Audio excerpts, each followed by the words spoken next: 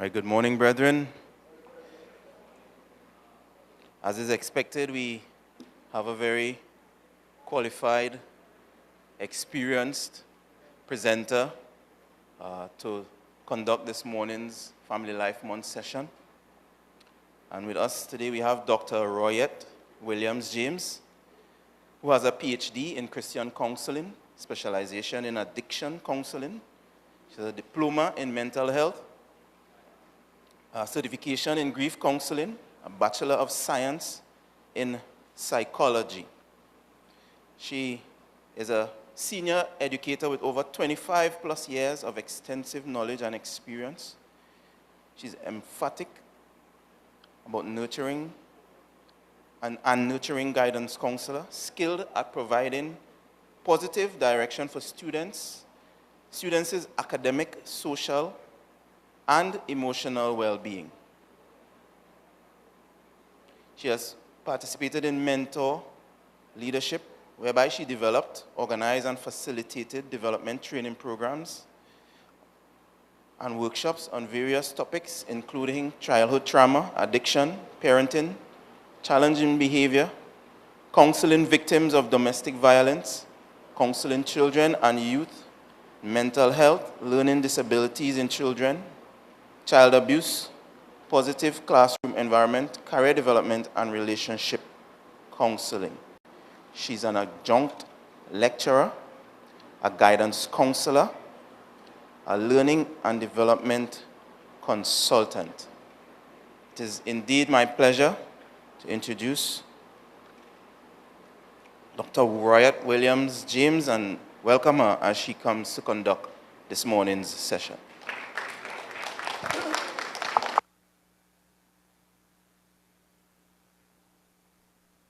Good morning, everyone. You all will tell me if you guys are hearing me clearly.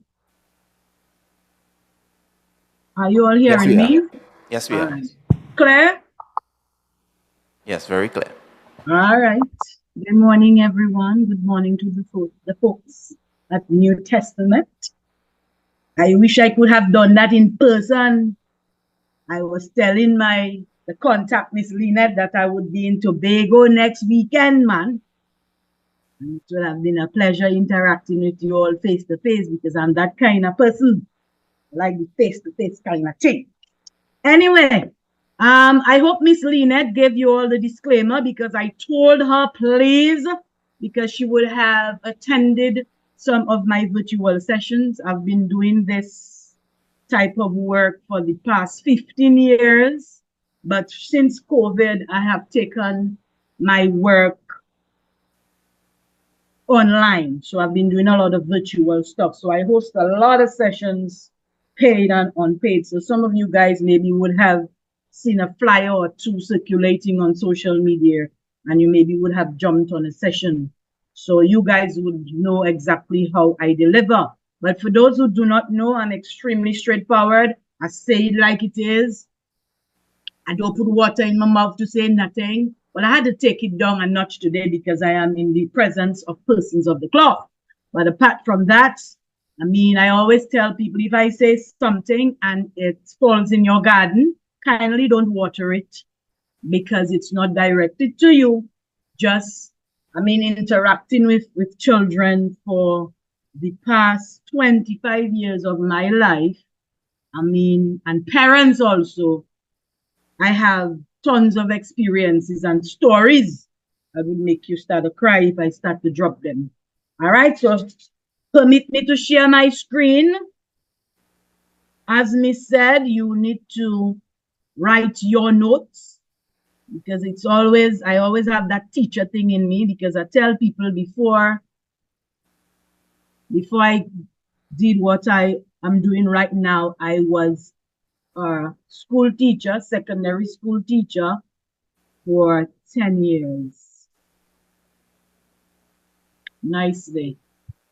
I need to remove you and put you over here. Nice.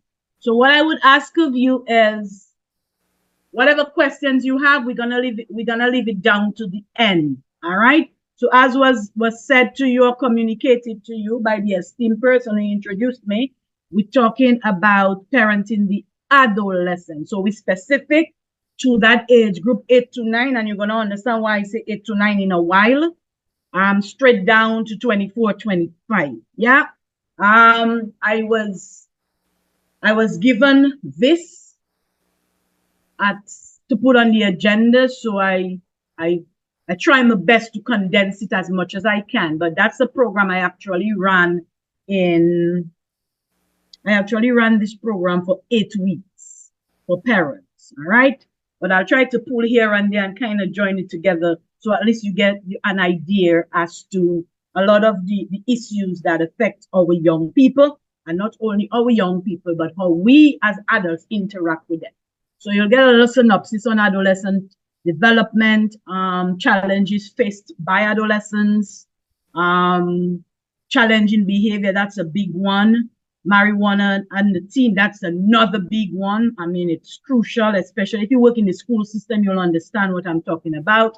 I will not touch on eggshell parenting, but in the event that anybody wants that information, you could always take a note to ask me down to the end. All right. Parenting with emotional intelligence, attending to my teen mental health, that's huge in Trinidad at this time. And of course, you dealing with all those stresses, all those issues of your child, it's obvious that you're going to be a bit stressed out. So let's get this show on the road. I always begin my sessions with a quotation, and I also applaud persons to do the same. I mean, during the course of your day, when you start your day, after you say your prayers, you read your Bible, etc., you always have something that will give you the energy as you go forth and go through all the stresses that life, or the challenges that life will have to offer you on a daily basis. So the quote of the session is: parenting adolescents is like trying to nail Jello to a wall. You know what Jello is, right? And you know it will not stay put. Yeah? Parenting adolescents is like trying to nail Jello to a wall. It is challenging. It is unpredictable. It is occasionally messy, but ultimately rewarding as you witness their growth and development.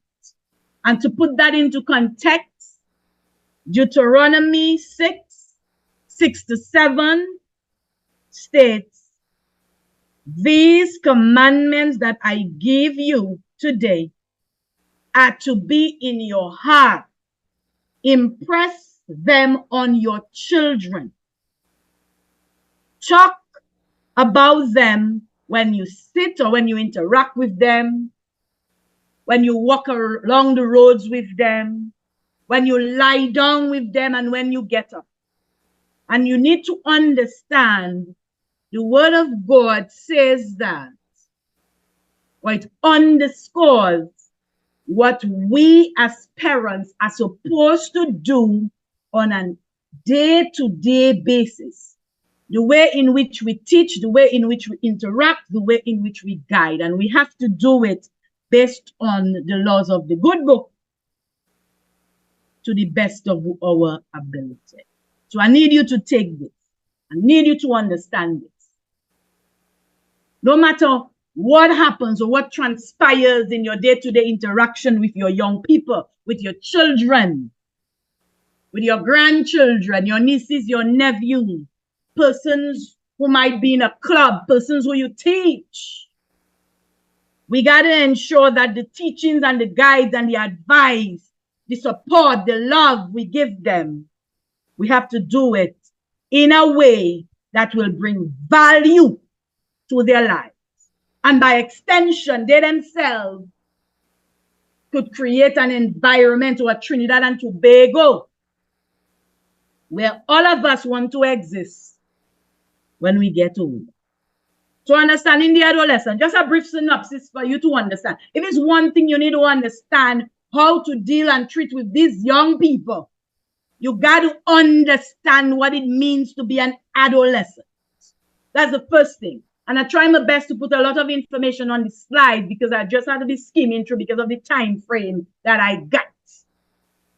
So that period of transition between childhood and adulthood, where a lot of changes happen, changes to their bodies, changes in the way in which they relate to their peers, changes in the way in which they relate to you, the parent or the adult in their lives, changes in the way in which they relate to the world or the environment that they are in.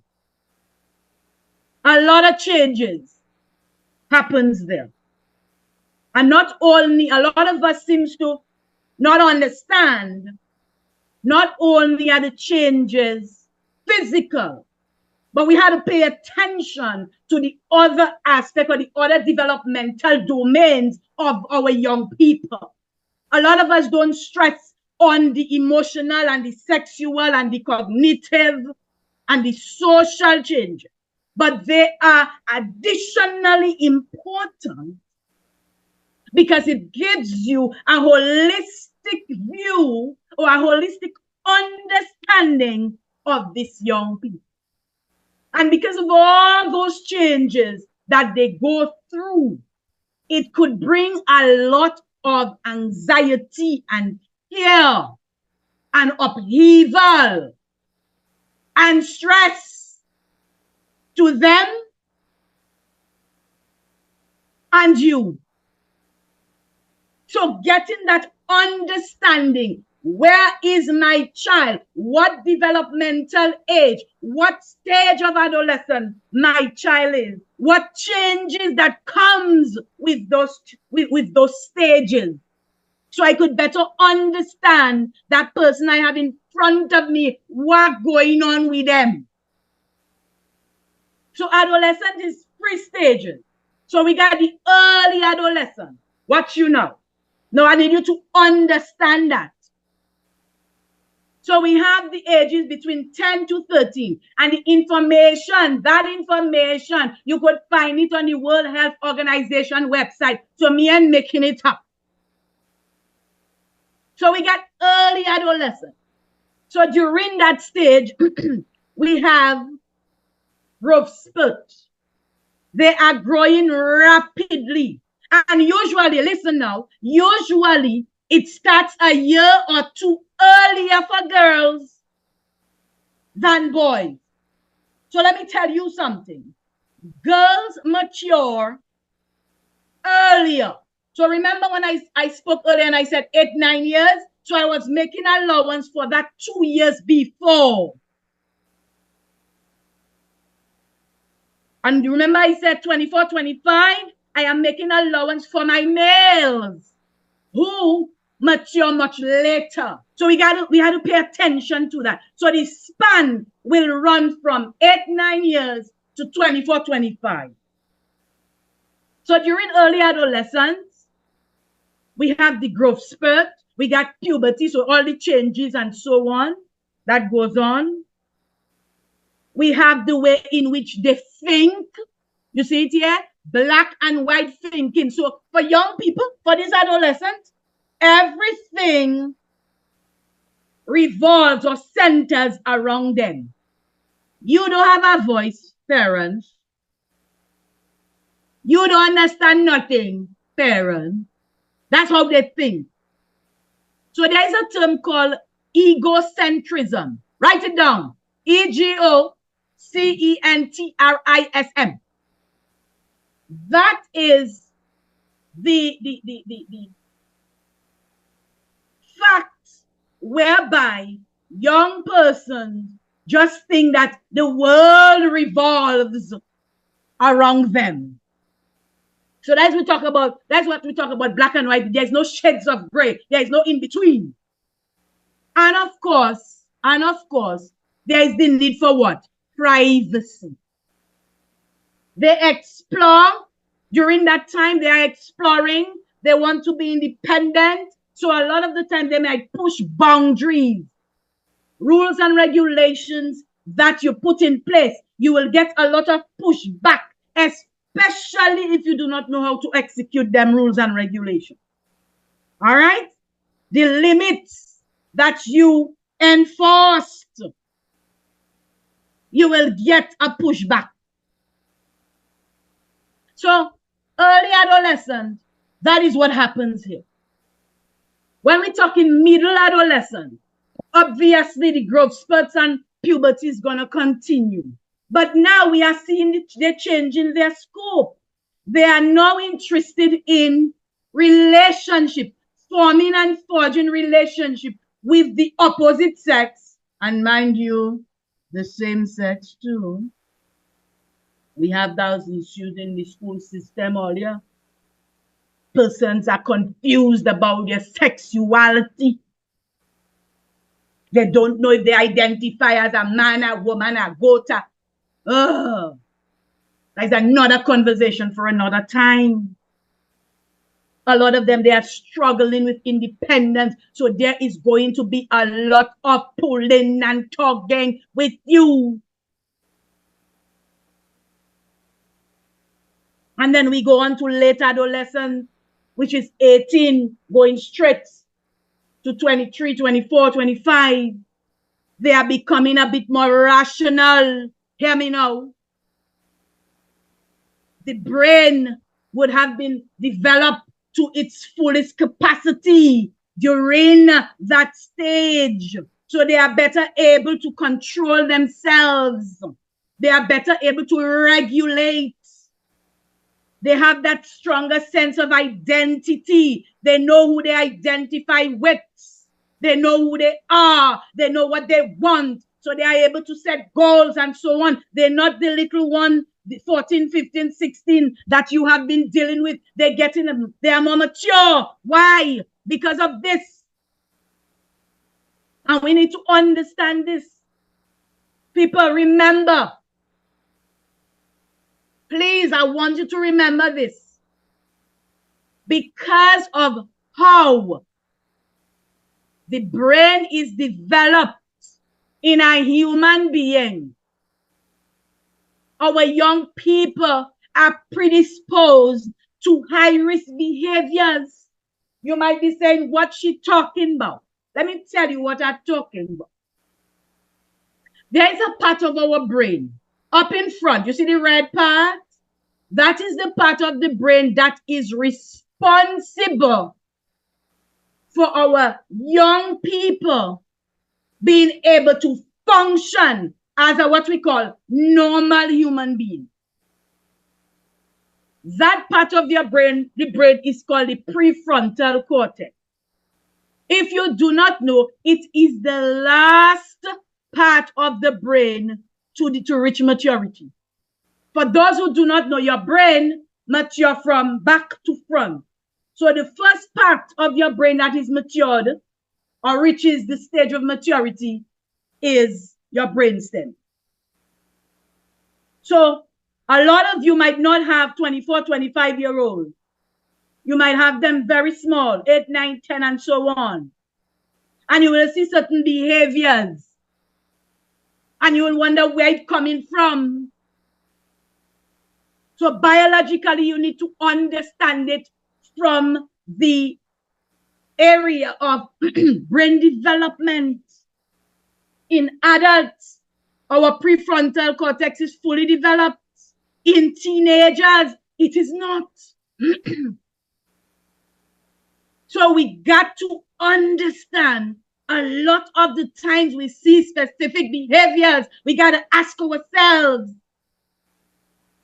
is it because of? Am I doing what I'm supposed to do? And that is where you and me come in, you know.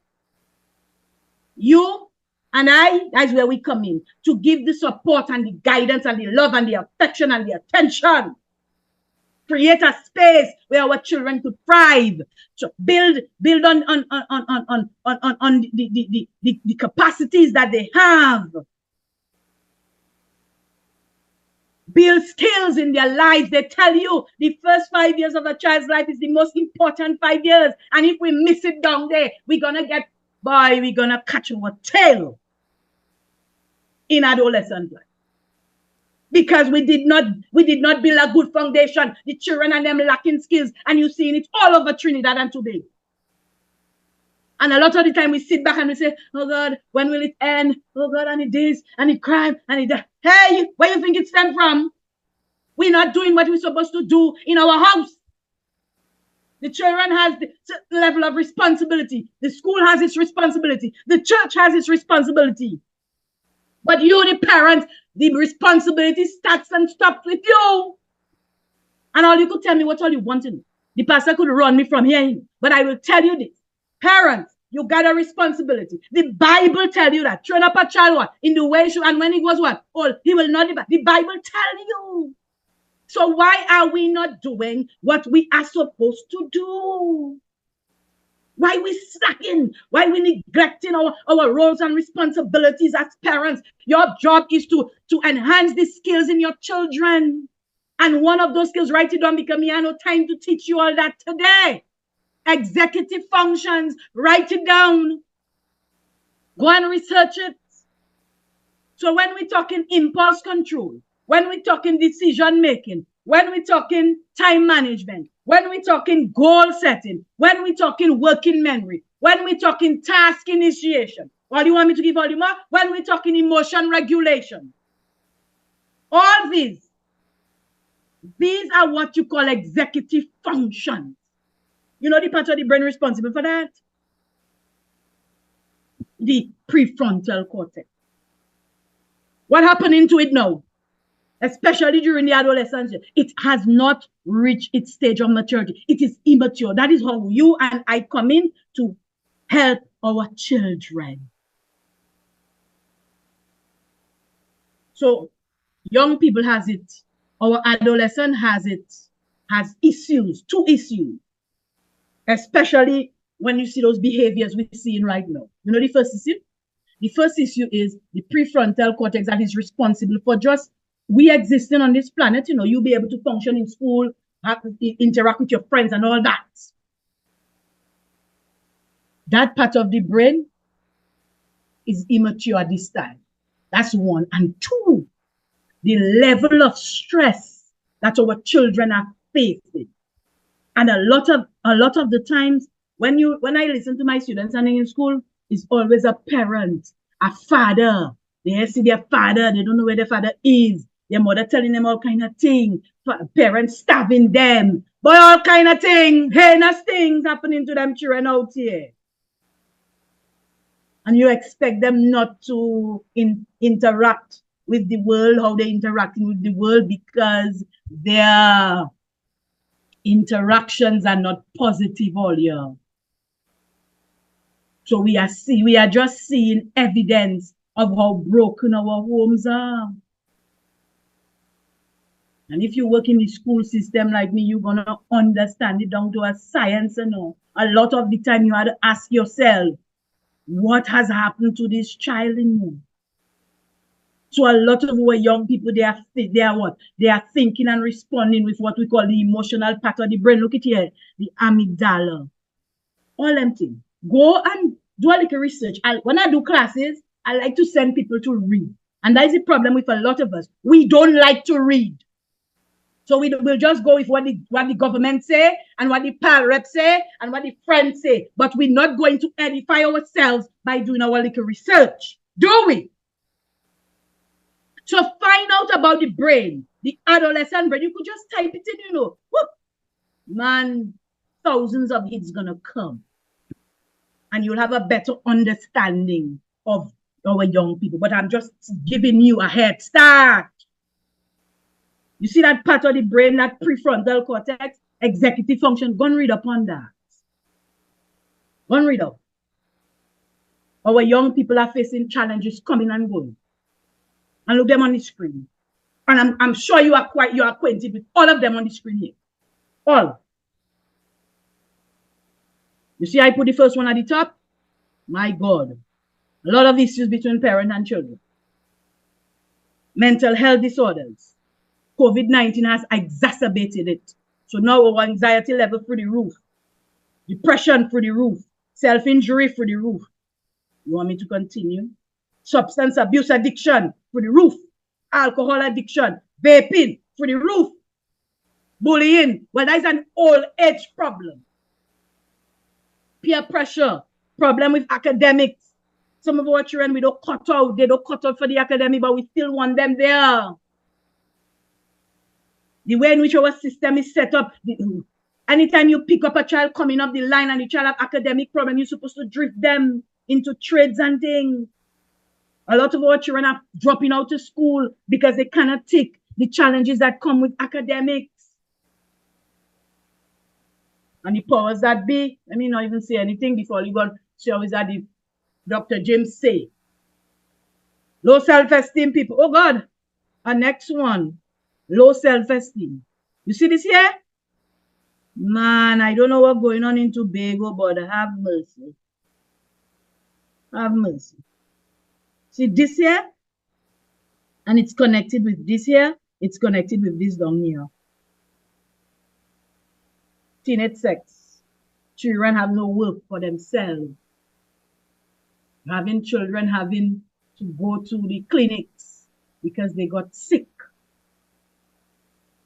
STDs, STIs, HPV, rampant. I'm not talking 11 and 12-year-olds and all you. There's so many things I have to tell all you about. I cannot tell all you about it. And we have to pay attention, parents. Parents, I want all you to pay attention. I want all you to know the friends that your children are interacted with. The onus is on you. They have problems with their image, how they see themselves. A lot of them have problems with what sexuality, who they identify with. A lot of them have some serious health problems. We have a lot of learning disorders. We have neurodevelopmental disorders in the system, ADHD, autism. You hearing me? Serious aggression and violence in our nation's schools, in our environment. For the past couple of months, what has been going on in Tobago as it relates to violence and aggression? I'm quite sure as a church, your pastor would have brought that up in some sermon. And when you look back at who is perpetrating the crime or the acts of violence, who? Young people. You know, man, you know, young people. So, people, we have our work cut out for us. Sad to say. And we're pushing against a current all year. The devil busy boy. And you have them young people in a vice grip. That is why we have the young people. And sometimes I just give the church a beating. Beating I just give the church. Because there's so much more that we could do. And I was happy. I smile when I see all the little kids and them went to the next end to have a session with the facilitator there. I say, what, that church have kids, man. So all not lost. But we had to do more as a church, boy. Some people just tell me, right, why do you do this? I mean, I actually ran a parenting class 8 weeks in. I was never late for a class in it, always present in it. 3 hours in it. For free, you know. Tomorrow I'm starting one on trauma with administrators for free. And people just ask me, right, why you wasting your time now, girl? And you know what I just tell them? I said, the God that I serve gave me a skill for a reason. And I'm going to use that skill to make the environment better. Because in my old age, when I'm 60, 70, and I trying to get to the grocery, me have no car and I walk in. You understand? One of my students will see me and give me a drop. Or one of my students, I'll go to the hospital and one of the students will say, hey, like the counselor there, boy, nah, boy, we have to check she quick, let her get out. You understand them kind of thing? I'm trying to drop positivity in the space or the people who follow me, boy. Because I know it's going to be, let me tell you something. I don't know if all you just actually sit down and think of what it's going to be like in the next 10, 15 years. Or you never ask yourself a question, what Tobago is going to be like, what Trinidad, because where we sit right now, it ain't looking good. We need a complete turnaround. And that is where the church come in, and that is where the school come in, and that is where families come in. We need to change up here the mindset, the perspective of these young people. Let them see there's a better life, boy. That's on you and me. That's our job. And I ain't giving up, I'm not giving up, but if I give up, boy, I will go blame myself. What could you have done? What did you do, Royette? What did you do, Pastor? What did you do, moms? You understand? I know about you, but boy, challenges hitting us front and center. So let's roll. Understanding challenging behavior. A lot of us have challenges with our young people. But first of all, you need to understand what challenges are. So challenging behaviors are the action or the patterns of behavior that are difficult to manage. So what will happen is the behaviors that you're seeing, it is disrupting the normal functioning in the school, in your home, in our society. So when we're talking challenging behavior, that behavior is what? Disruptive. It is repeated. It is persistent. It's not a one-off thing. Yes? It is inappropriate. That means what we are accustomed to, what we consider normal, it deviates from the norm. And of course, it is difficult for us to manage. So we had to call in the troops. We need to put in place certain strategies and resources. And a lot of the times, based on the behaviors that we see, there's a resistance to it. Resistant by a parent. Some children, you can't correct them, because the parent will want to come in the school and beat you. You understand?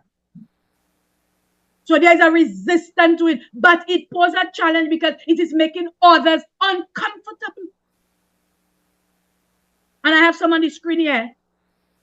Some of the challenging behaviors we see in our young people.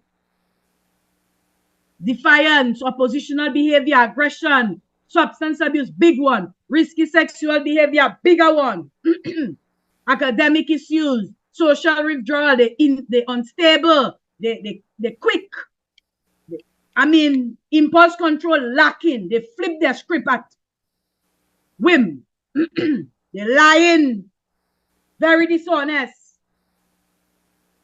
Well, a lot of our politicians are. And that is the role model for them. So you don't expect them to be lying and corrupt. We have technology addiction or social addiction. They're on social media. That's their life. You take their phone, they will burn down your house. Remember the little child in Guyana burn down a dome and kill how many people? She has to carry all them ghosts. Bullying, cyberbullying, attention seeking. They have problem with their peers. You see this here? Big one. Self-harm, suicidal behavior. Couple weeks ago, young man hung himself. Couple days ago, a gentleman, 29 years, hung himself. Challenging behaviors, people. So what are the reasons? And that is one thing. You could forget everything I taught you today. Don't forget that.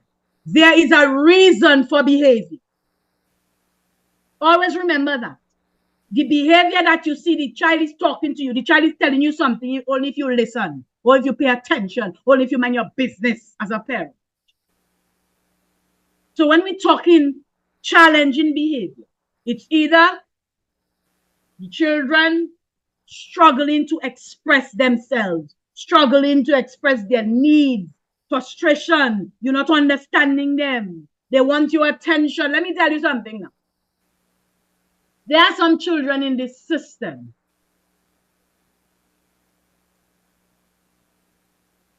The only time you will see their parent is when they misbehave. That's the only time. So hello, they're misbehaving because that's the only time they will get the attention. The attention is negative attention. They don't care, They They just want their parents to just acknowledge them. That's all. And they tell you that, miss, I home there, I don't even know if my mommy there or my daddy there or whoever. But when I misbehave, I just see them, miss, I just hear them, at least they go tell me something. You know how hurtful that is to hear a child tell you that in a counseling session? You know how hurtful that is? They can't regulate emotion. They have sensory problems. So either they have problems with the clothes, they have problems with the weather pattern. Yeah? There's no structure in place. There's a need that they need to meet, you need to meet, and you're not aware of it. They have problems with their learning disabilities. They have problems with social skills. So they may be lacking the basic executive functioning skills, staying organized, remembering things. They have problems. You have the environmental factors. What is going on in the environment, the toxic environment that our children are coming from. Problems in the home. Family dynamics. Mommy bring home a new boyfriend. Daddy have a new gal. Daddy just pick up himself and just decide he packing everything and go and meet the next lady. The children reeling from them things. We have trauma, big one. Adverse childhood experiences, things like neglect and sexual abuse and emotional abuse. Huh? Or anything that the child perceived as traumatic to them. The behaviors that they're seeing in their homes, the behavior that they're seeing in our society. And of course, they might have an underlying medical condition that you do not know about. So there is reasons for the behavior. But all is not lost. As long as you understand the reason, then you could put things in place to curb it. And you see, I put in capital there at the top. Know your children now. Some of us don't know our children. The school know, the church know, the community know your child and you lost. I told a parent that one. I said, Mom, you have to mind your business. The school could only do so much. She told me I was disrespectful. I didn't really care. But because what you have home and what we seeing is two different things, You understanding me? So you have to know who your kiddie is. You need to educate yourself. There's so many literature all over the place. Google is your best friend. All of us here has a phone. There's a new AI in town, ChatGPT. Have mercy. The information is there at our fingertips. We just need to find out and go and read. We need to be calm. A lot of us, we fly off the handle. We model that kind of aggression in our homes. Our homes are very toxic. What do you expect the children to do? Our society, everything has to be violence. Everything has to be solved as violence. What do you expect children to do? We modeling the behaviors, They're learning from us, We don't listen to children, but we want them to listen because they are the little ones. Hello, you're bringing up that little one to be a big one like you. And you do not want that child to be what? Just like you. You want that child to be better than you. You want that child to go out there and make a good name for themselves, a good life for themselves. And even though you would have gone through whatever you would have gone through that was negative, do not project it on your child. And that is what a lot of us do. And we're on social media talking a set of stupidness. Well, I went through that, and see me. Hello, you're not broken and anything, you just don't know it. We need to understand them things. Make sure your child could trust you. Make sure your child is know what is expected. Make sure your child know there are consequences. Lord Jesus, we don't forgive. Things happen since 1910. We always bringing it back. Remember when your teachers notorious for that stupidness. Something happened in first form. The child graduated and they'll still remember and remind the child. They will meet the child outside there on the street and remind the child. Remember, that one there? Or remember you used to be selling drugs in school? Hello? What we doing now, boy? Why do you think we have all that crime and violence? Because we hold things, yeah. I'm quite sure you know what the Bible says about forgiveness, eh? Hmm? I actually run a class on forgiveness therapy, because not only is there a spiritual side to forgiveness, there is a psychological and biological side. When you hold thing, I could make you sick. All right, that's another conversation. I'm gonna leave that for your pastor to tell you. Provide structure and routine. Offer them choices. Use positive things, positive reinforcement, regard, tell them how you love them, tell them good work. Oh my goodness, why are we not doing those? Why are we creating so much hell for children? Be respectful in your communication. Encourage them to cope in a healthy way. A lot of what children are going down the road of drugs because they are using maladaptive ways of coping because the stress is just too much. Encourage them to have healthy relationship with people around them, their peers. Set limits to screen time. Promote and practice self-care for them and for you. And if all else have failed, what you do? You have to call in the troops. You have to make sure you go in school and talk to the counselor. You talk to your pastor. You talk to the elder. Talk to somebody. Because you're not coping. As a parent, you're not functioning. Your child is not functioning. So you got to get help. So let's get down to the issues at hand now. I say I had to bring this in because this is a big one. I have a friend from Tobago who works in the system. Talking to her one day, she said, right, these children and them eating this thing just so. They actually just taking it, they'll buy maybe some pie or something and putting the leaves in it, That is one of our biggest headaches. You see, right now, everybody head full because on every meeting you go, you're seeing it at the top. There's three things killing us right now with our young people. Marijuana, not much alcohol, but you see marijuana consumption, aggression and violence, and inappropriate sexual behavior. Them three things running amok in our schools. And I will tell you this. The marijuana of before, Pastor permit me and selling no drugs, I just telling them like it is. The marijuana before and the marijuana now is two different things. The research tells you that, the trends we are seeing now is the component, that psychoactive component. Take note of it and you could go and read it up, Even though you don't smoke, but you need that information because your child might just be engaging in the consumption and you clueless. So you see the THC, the component that gives you the high, they tell you it is much more potent. You see that CBD, that is the one that is a little lighter. That is what the children and them vaping. They're consuming it in different forms, yo. So, the usual smoking and vaping of edibles is big thing. Now, we have the latest craze. I don't know if it reached Tobago. The latest craze is soaking Rice Krispies in cocaine, liquid cocaine. I'm not sure if it's down that side yet. If it's not, it's coming. So you see that Rice Krispies that you buy?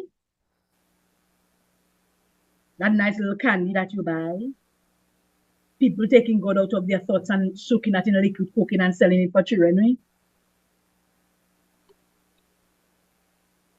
Boy, we in a sad state of affairs, And we just sit down our tails and not minding our business, So the children are consuming this thing, coming and going, And I was one of my students, I don't say here about when you buy the edibles by the corner, when you buy the weed by the junction, you know what in it? They're lacing marijuana with fentanyl. Go and read up on that. You go see how detrimental that is. They listen, they put in cocaine in the marijuana. Or you supposed to know it color black, or you know them thing. Right now we're seeing there's an embalming liquid, formaldehyde. They soak in marijuana in that. Them thing gives you the additional high, but for not everyone will be able to withstand the potency. So we have a whole set of persons, young people all over the place. You see them walking aimlessly. So they are developing addiction to those things, substance induced. There's so many things coming out of what I'm telling you today. So many things. Parenting is just not a one-shot thing, there are so many things that we got to deal with. And even though you're in the church, that does not mean your child is not doing the right or wrong thing, It does not save you, No, it doesn't save you. So a lot of our young people are engaging in this. Why? Because social media has normalized this. Social media or who they're interacting with has downplayed the risk. So young people are perceiving marijuana as okay, it will not do me anything. The availability of it now, we also have the legalization impact. Your pastor will invite someone to come and talk to you all about the legalization impact of this thing on our young people. Our young people are not understanding when they tell you could do the 30 grams of for how many plants. It's not for them. They're not understanding that you cannot bring it in a public space like the school. You have to be how many yards, meters away. Our young children are not understanding that the only thing they say about me is they legalize the herb. They're not understanding they could get arrested. Their parents could be held accountable. It's in the act. But where it does kill them is how it impacts them. So marijuana impacts your health. Young people are we talking about. There's something called dry mouth or cotton mouth. There's the munchies, the increased appetite. It also quickens your heart rate. So people who do like athletes, they are not supposed to be smoking, So a lot of the time people are just drop down, athletes just drop it down. And by the time they do all the tests, they would see that the person who had marijuana in their system. I just stop the happening. They tell you marijuana can cause significant increase in heart rate right after use. And the effect of that could be 20 to 3 hours. And it exacerbates children or young people who would have had pre-existing heart conditions. And some of them don't even know. It impacts their brain. In fact, it impacts their performance. It impacts their mental health. So you'll hear somebody say, but I just smoke all the time, uncle. I'm smoking right through it and doing nothing. That is uncle. You do not know the effect that it will have on Sonny. We are all different. Our body interacts with chemicals differently. A lot of young people who smoke on a regular basis, their risk is increased for mental health disorders.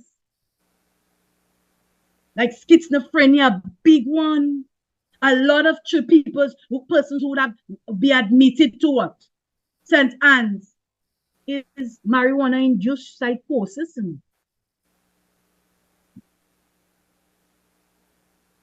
And just before I leave, one of the ways I get through with my male students is to tell them about their manhood. That's all they love. There is something called substance-induced sexual dysfunction. One research. Substance-induced sexual dysfunction. The substance could be marijuana. Marijuana is one of the substances that could affect your performance sexually. Let's keep it moving. So why do they use marijuana? Reason. They're pressured, they're curious. A lot of them say to cope with the academics, to cope with the stresses in their homes, etc. There's the perception that you'll do them nothing. It is easily accessible and available. Yeah. The kick that you get, the high that you get. They want to rebel. It is influenced by their family. They've seen the whole generation, the whole family smoking. Some of them just bored. Parents, what can you do? Parents, all is not lost, don't get me wrong, I give you the negatives. But when I give you the positives, you have to pay attention to the positives. Yes, we have the problems. We will always have those problems. They're not going to just disappear.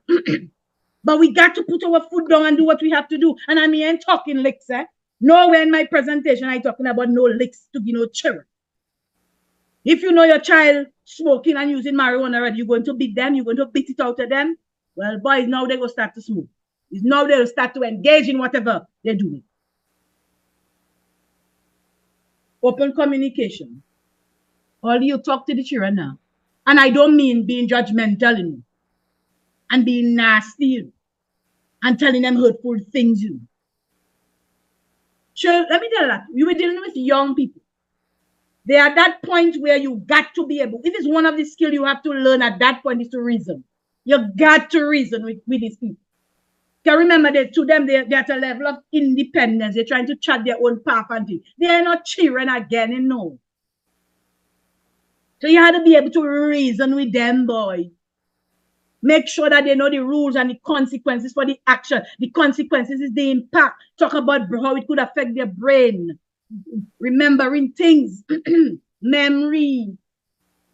How it could exacerbate mental health as well as physical health. That's the road you go down. A lot of children do not know those things because we are not selling it to them like that. We are just telling them, well, you're going to end up like a old drug addict. No, man.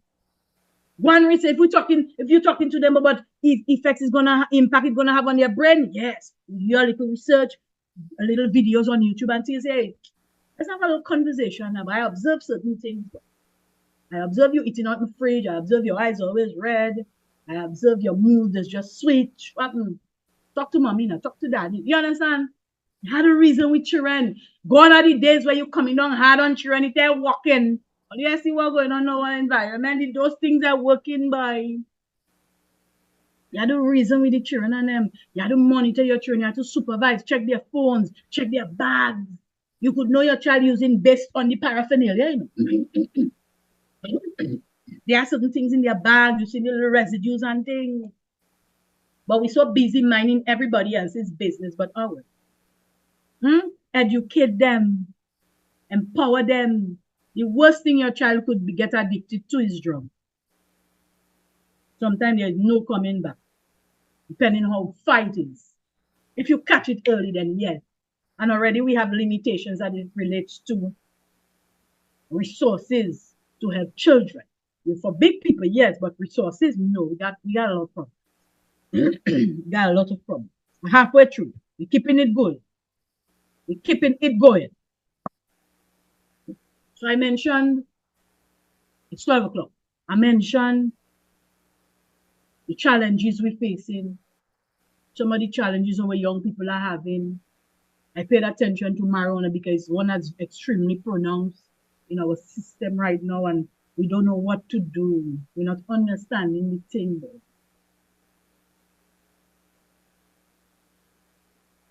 So I need you. A lot of it falls back on you, the parent, Have the conversations. Talk to your pastor. Your pastor might know people. Bring in a doctor, a health person to look at the health aspect.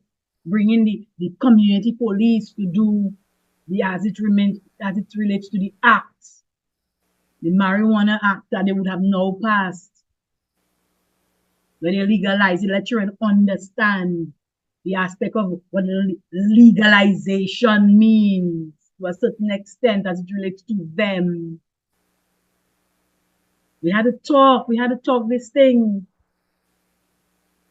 We cannot just take a hands-off approach or no, it's not good. Another big problem we have is the way in which our children are interacting on social media.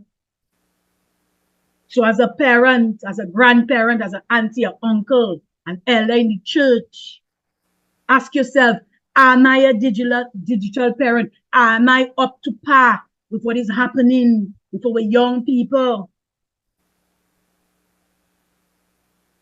Do I interact on TikTok to see exactly what our young people are exposed to? Let me tell you that Trini, TikTok is the most heinous thing I've ever seen. I detest it with a passion.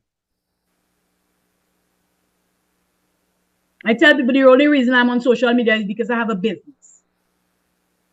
And I had to peddle my trade. And I get a lot of clients just from, somebody will recommend me or whatever. That's all. Or I check how things going, people mindset.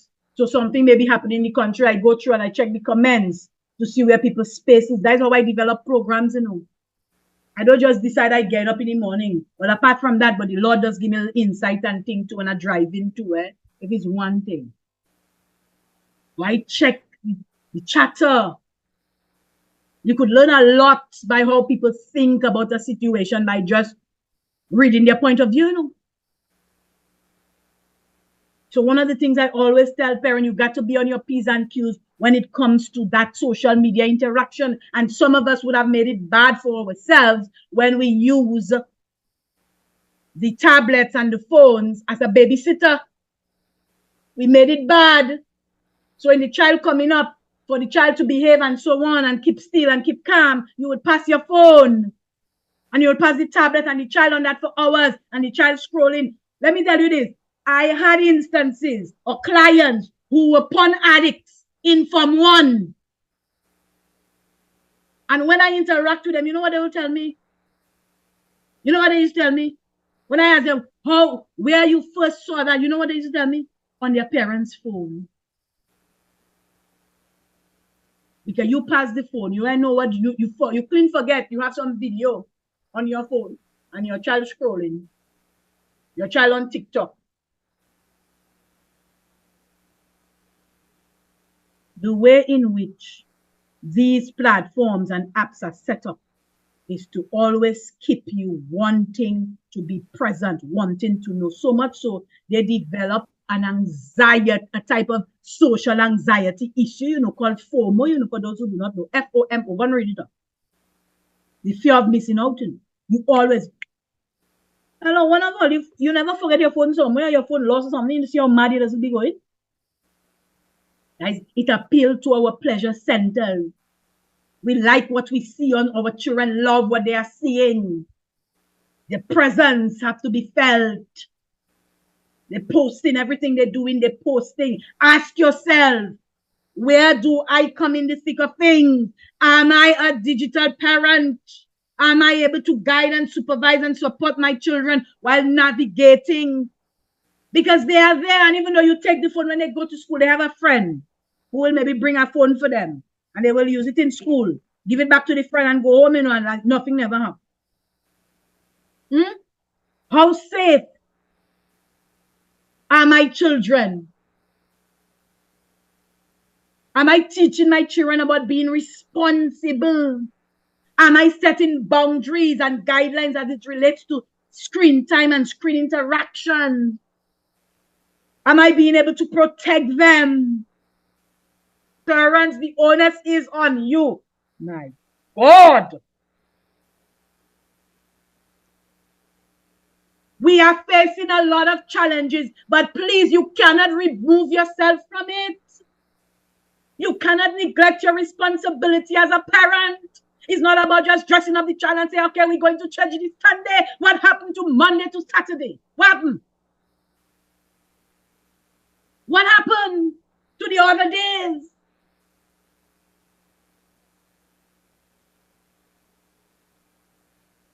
I warn you all, remember, I gave my disclaimer. So the question is, as it relates to the digital world, what's my input as a parent? What am I doing? How am I helping?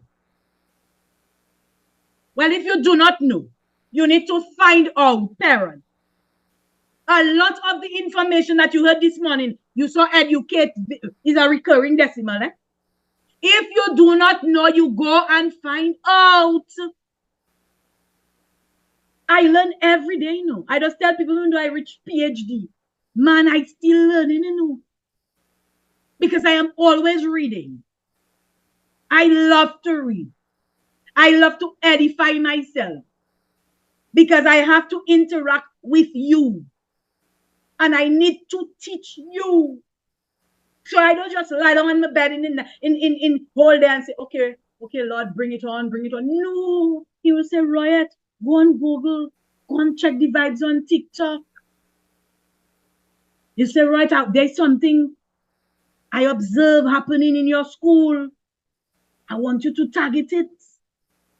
You understanding me? The Lord Jesus give us directions in it. If only we follow it, our country wouldn't be in the mess it is in it. Parents, educate yourself. Stay informed, parents. Find out about all the new trends. TikTok always have a trend or a challenge. The games your children are playing, the apps on their phone. There are a lot of apps. There are thousands of apps. Man, they have all kinds of positivity. All kinds of functions. But a lot of the time, our children use them for the negative. Our children use apps to hide stuff. Or we use these apps to track. You want to track where your husband going? Instead of you to track your children, you're tracking your husband. You understand? Educate yourself. Learn about safety. Learn about cyberbullying. We have things like sexual grooming. We have sextortion. We have object personification. We have doxing. Write them down, you know. I'm not going to tell you them, you know. Write them down and go and read up on them. These are forms of online harassment. We are acquainted with the bullying, but we're not acquainted with doxing. Go and read it. We have a lot of groomers. We have sexting. Our children sending their body parts all over the place. Big problem.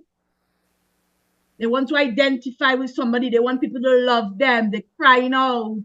And if that boy give them the attention, they say, hey, send me a picture now, boy. Send me a picture now.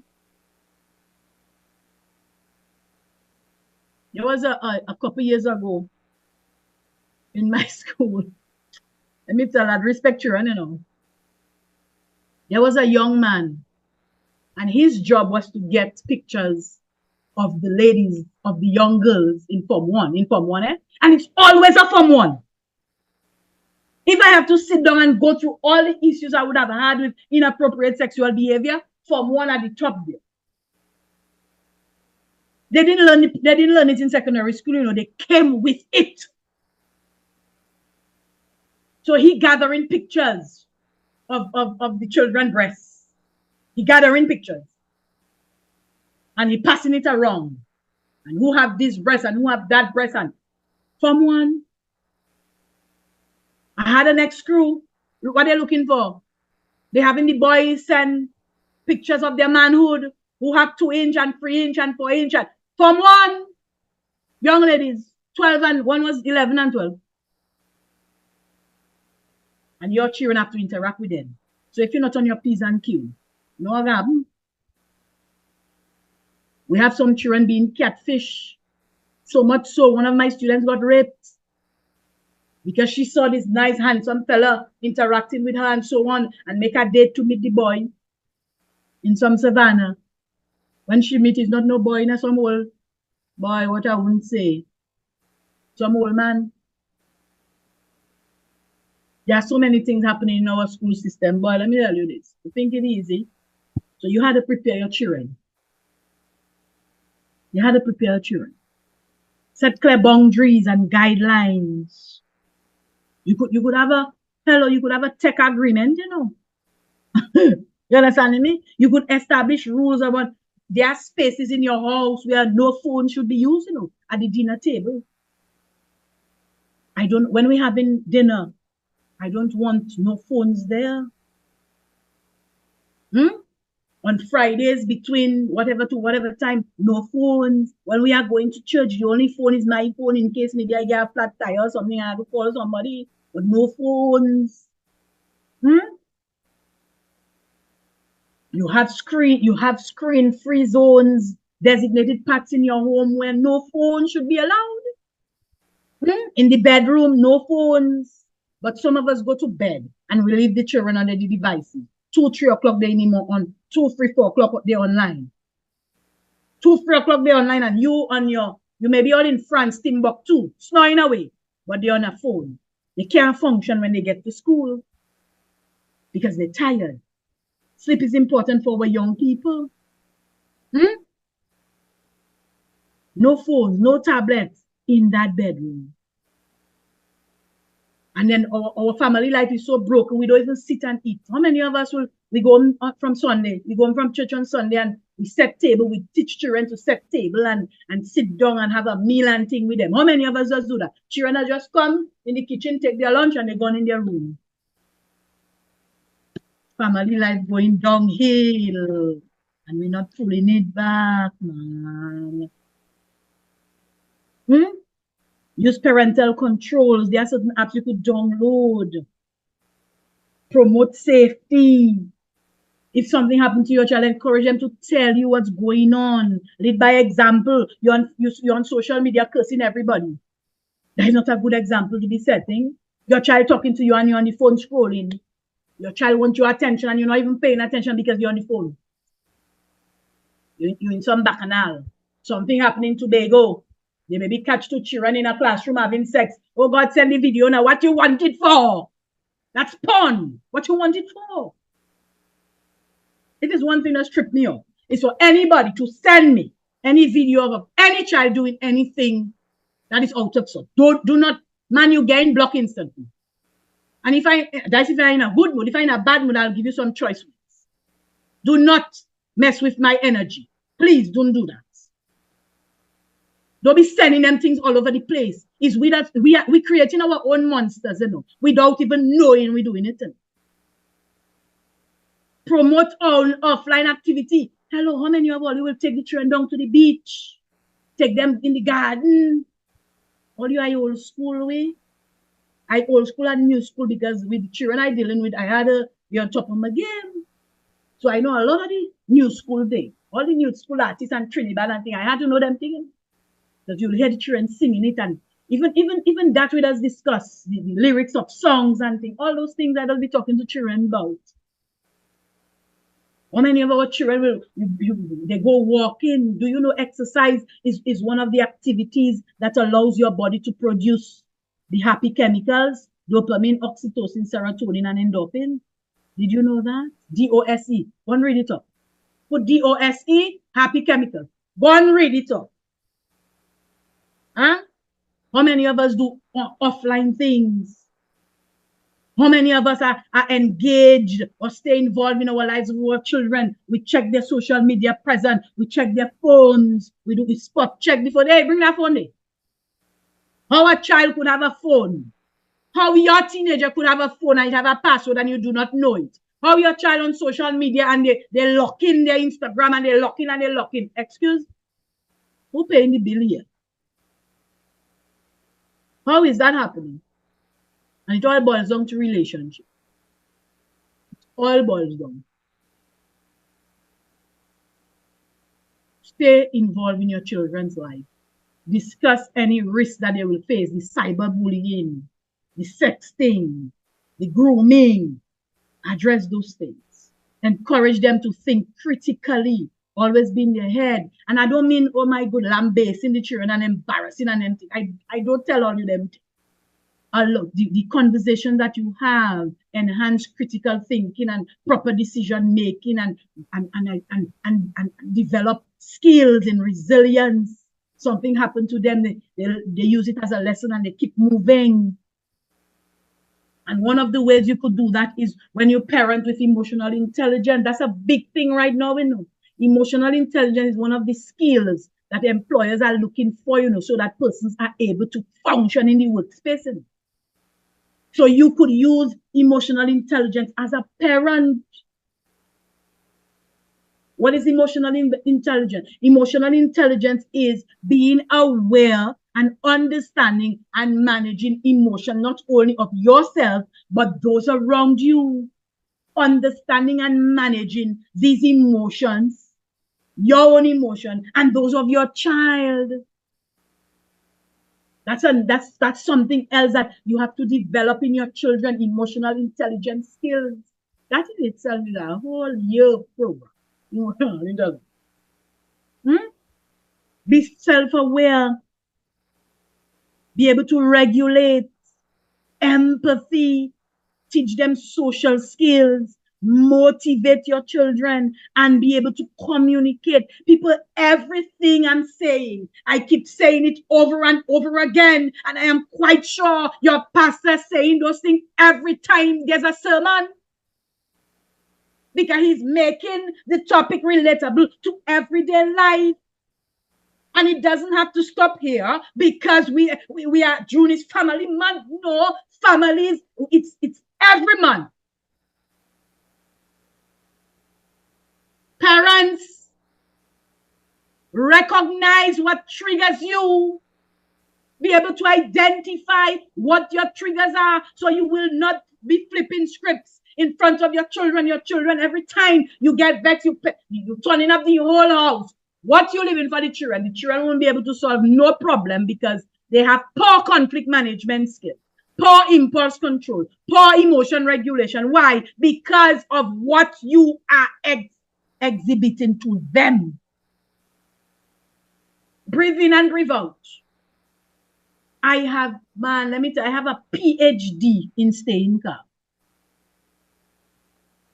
My friends are saying, right, you have a very thick skin. I say, yeah, very. Over the years, I have perfected the art of not allowing things that I have no control over to get over me. I have perfected the art. Because I remember dealing with children, first as a high school teacher and now as a counselor. So it's years there interacting with young people. A lot of the time. And a lot of them, they will come to me. Why? Because they trust me. Because, hey, Miss James is the only person on this block listening to us, you know, boy. When you see I reach in a class, them doesn't want me to leave the class anymore. Because I'll sit down, I'll give them a listening ear. I give them the opportunity to, you know what I mean? I talk about life, what's going on in the world out there. I listen to how they're thinking, how they're feeling, what's going on with them, how the teachers and them treating them. That's some of the things that you're supposed to do. You had to meet me on the half. You had to meet us on the half, parents. A lot of us will lack empathy. A lot of us. What I could do, I will give my girl, Miss Lynette. I will send some resource materials your way if you so desire. That's not a problem. IRL resource material.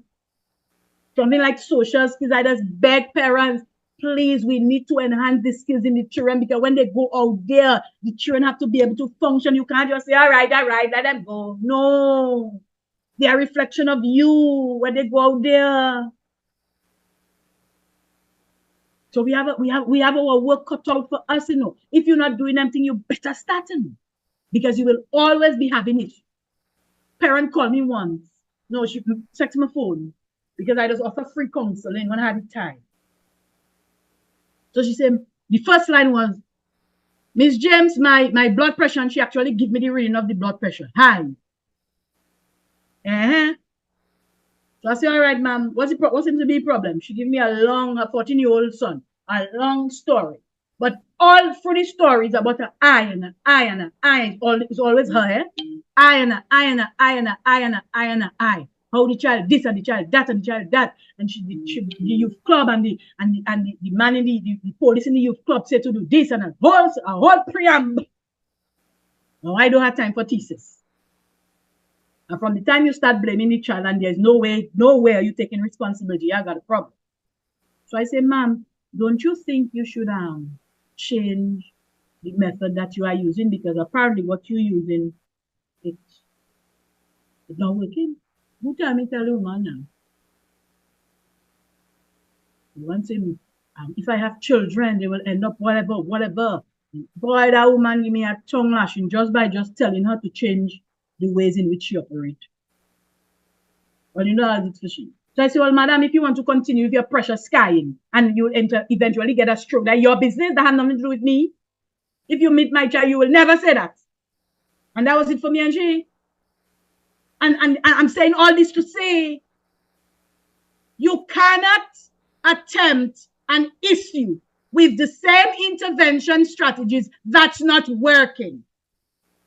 Brief solution focus tell you, if it's working, continue. If it's working, you got to tweak it. You need to change it. You need to get rid of that intervention. Add another one. You need to track it. You need to monitor it. You need to keep going. And some of our parents do not understand that.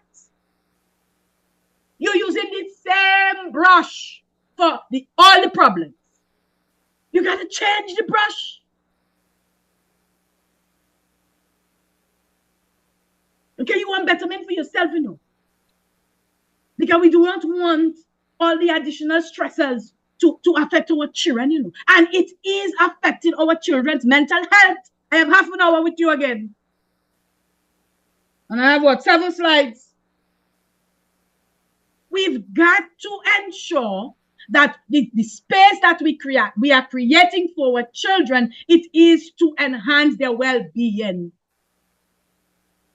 And that is the problem I have. We are not paying attention to the children's mental health. We want them to go to school. We want them to get 7 passes. We want them to, and we going down the line. We want them to behave this. But if you don't create an environment that is conducive to your child's betterment, what do you expect? What do you expect? What do you expect? Our children are crying. Our children are not coping well. We are supposed to be the buffer. That is our job. And we're not doing that. Pay attention, people. We have serious, you see COVID-19? By COVID-19 ran amok on our children, you know. Serious issues with social development, emotional, psychological, even spiritual to a certain extent. Because some children are actually questioning and cursing God, you know, miss, why? If all you say there is a God, why you? Children was coming up with them things, you know. Why God didn't make it better? Why God have to make all these people die and things? You understand me? So even their spirituality was tampered with, you know. So where's mental health? And a lot of us, we stay away from this. And that is where me and persons of the club does always fall out. Because a lot of us not paying attention. We, in life, for a human being, there's different aspects of the human being. So the same way we pay attention to physical health and spiritual health and cognitive health and sexual health, the same way we have to pay attention to the psychological and emotional well-being of the person. Remember, I did Christian counseling, so I could tell you. And one of the things that shocked me when I did my course of study is wherein they told me 2 things. Because from growing up and interacting, and remember, I teach at a Christian school, so you would hear people, the pastoral counselors, and them saying some kind of thing that wasn't making any sense. And when you have theology students in your class, you and them always in a, in a rift because you're not understanding what I'm saying. So I went to do my course in Christian counseling, and 2 things I will never forget from my advisor. He said, Miss James, some persons get it wrong, but you cannot use the Bible to assess anyone. The Bible is used as an intervention strategy. So you use prayer and passage of scriptures when you're developing a plan. for your client. And 2, in all the textbooks and them I had to use, was close to 10, there is the DSM. In that, you know what the DSM is? Write it down. The DSM is a manual that classifies mental illness. Right now, we're on the DSM-5 TR. You might not get that one for free, but the DSM-5, you could download it. It's downloadable. You just go in Google and write capital DSM, a little space, and Roman numeral 5. And it's that book. And in that book, there are mental illnesses based on a criteria or symptoms that is exhibited by the person. And in all the books on them, and remember, I did addiction. Sexual addiction was my main focus, but I did some substance addiction too. And in it, you will see what the DSM-5 says. So he said, Ms. James, you don't worry, you never, in order for you to find out what is going on with a person when they come to you, you have to go to your DSM. And from that, then you will develop your plan using the Bible. I said, I don't know if the pastors and them don't know that. Or is it a different schooling I taken? Because a lot of them uses the Bible to assess people. And that is incorrect. We have to understand that when we are unable to deal with the stresses in our lives, when our young people are unable to deal with the stresses in their life, they are unable to function. So it places them at risk to a mental health issue. So mental health and mental illness, they are related, but they are two different things. Mental health is the state of well-being. Mental illness is when your mental health is affected. And what could influence or affect it? All of them on your screen. It could be biology. So it could, your genes, also the chemicals that are produced, if there's more cortisol produced than dopamine and so on. Your health, self-esteem, cognitive patterns, your method of thinking, trauma. You see trauma again? Trauma always comes up. Living conditions, the environment. Let me tell you something. Our children are exposed to secondary trauma. So all the fights and everything that we are seeing, the child might not be engaged in the fight or whatever, but they see it. They see it on social media. They see it in front of them. And those things create issues for our children. There's something called PTSD, post-traumatic stress disorder. That is when our children are in that state constantly because they remember and they get in flashback, they get in nightmares because of what they would have seen played up in front of them.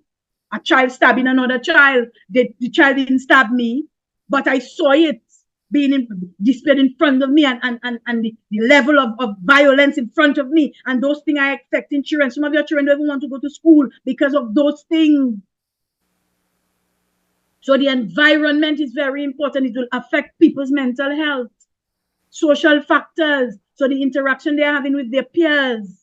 The amount of socioeconomic status, the financial issues in your household, cultural norm, what Trinidad believes, our value system in Trinidad and Tobago, all those things, certain experiences they have. So what happens through childhood, the stressful events that they are exposed to, opportunities that come or not come or lack thereof. They might be passed over for a scholarship. They might be passed over for maybe receiving a trophy. All those things could influence. And of course, we have the behavioral factors. Substance abuse, our hobbies, our interests, and so on, likes, dislikes. So we have to pay attention to what could impact the child's mental health. And another thing we need to pay attention to is, how do I know that my child is having issues with their mental health? Huh? How do I know?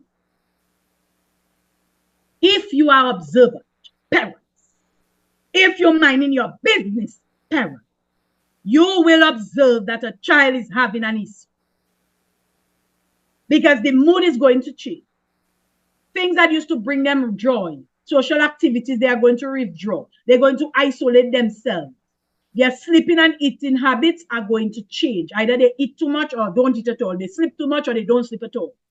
Yes, out of control and risk-taking behavior. So the gambling, the risky sex, the use of drugs, that is risk-taking behavior. They're not performing well. They are seeing or hearing things or feeling things that are unreal. So they're feeling things running up their skin. They're beating their skin. They're feeling centipedes running up. They're seeing bats flying all over your house. They're seeing snakes all over the place. It had none there, you know. Your sense of reality is skewed. Children who will have gone through sexual trauma, it's the worst. Your brain is trying to make sense of what is happening to them. Then you have the physical symptoms, psychosomatic symptoms, headaches, stomach aches, diarrhea, racing heart. And the list goes on. They use drugs a lot and alcohol. They start to harm themselves. Suicide thoughts and behaviors. But here this is not a one-off thing. You have those signs, has to be evident in the child for 10 to 14 days daily or near daily. And something else you need to know, mental illness exists on a spectrum, mild, moderate to severe. A lot of the time we don't pay attention, and when it gets to severe, then the child talking to you, non-verbal communication, because the behavior change in the school calling you and tell you, check your child, something wrong, and you're not paying attention, you're in denial mode. No, my child don't have a problem. Who is them to tell me my child have this, and so on. And by the time it comes to head, then you have to run down to the psychiatric unit and they'll medicate your child. And that makes matters worse sometimes.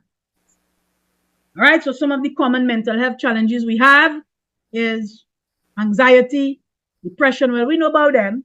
The neurodevelopmental disorders, those two, they are on the rise, ADHD, and you see this ASD, autism spectrum disorder. My God, a lot of our children are being diagnosed with. Supposed to have a session on the 12th, a parenting session for persons who, well, not me, a friend of mine is doing it, Miss Drake, doing it for me from Opal Kids. Yeah. Parenting an autistic child.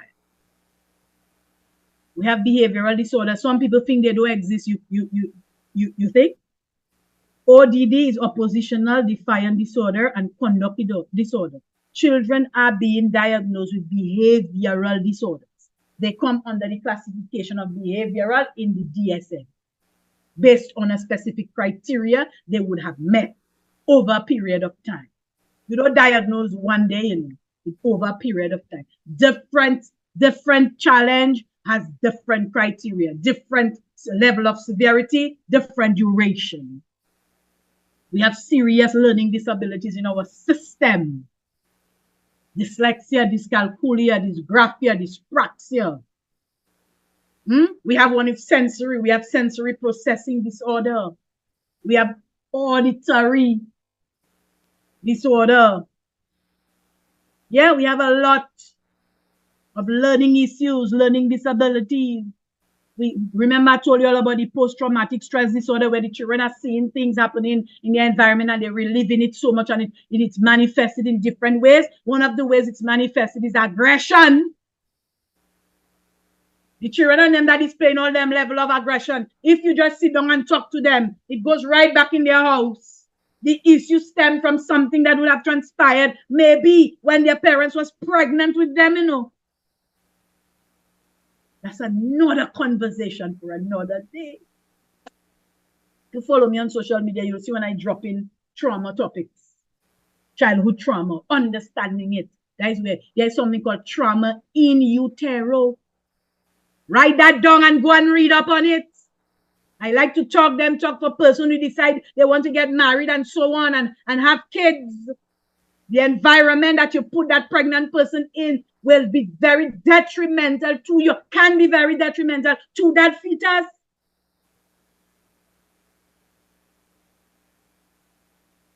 We have serious eating disorders, self-injury and suicide. Common problem. You see those three there? You see anxiety through the roof, depression through the roof, autism spectrum disorder. Well, boy, and this one. You see self-injury, that is the cutting. So how can I help? You know, I always have to give you a little I always have to give you a little positive number.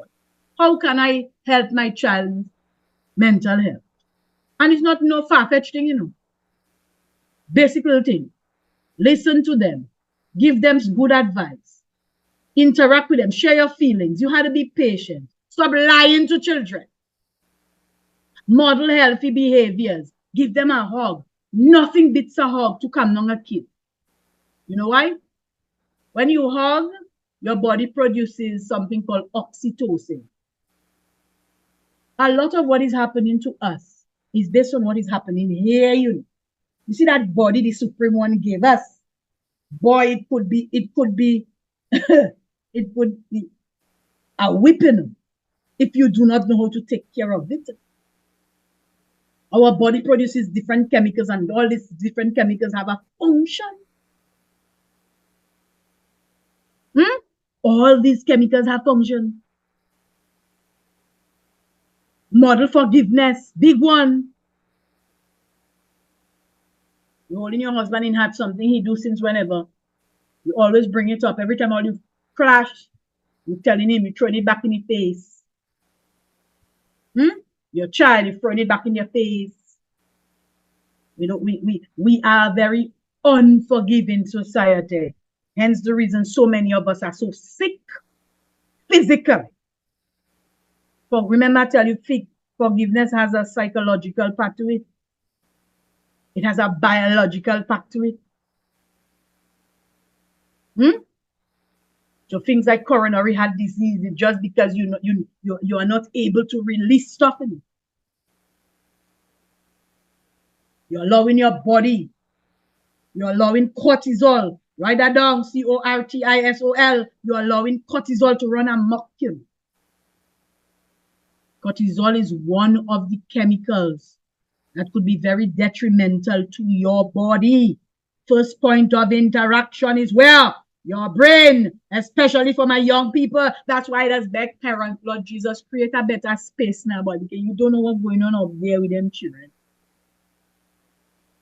Practice relaxation exercises together. A little yoga, a little meditation. Pray. Read the Bible. Recite verse of scripture. Do good. The house was Friday night. We're looking at a movie. We're popping some corn. How many of us let's do them thing with our children, boy? Exercise. Remember I told you about exercise? Exercise is the only activity that allows your body to produce these 4 hormones, these 4 chemicals: dopamine, oxytocin, serotonin, and endorphin. And you see these 4 chemicals? They are the 4 chemicals that breaks down cortisol and how cortisol could impact that individual. It balances off everything. Teach them how to be safe. Family time. Since when you had a family time? All of all, you bundle all in the car, we're going on by the beach. We're going on a road trip. You have a holiday coming up. What you doing? What are you doing? You're going in the garden. You're going to plant. Children running away from agriculture. Why? I don't understand. We importing everything as a country. That is madness. You have to go back to earth, boy. Dialogue that we have.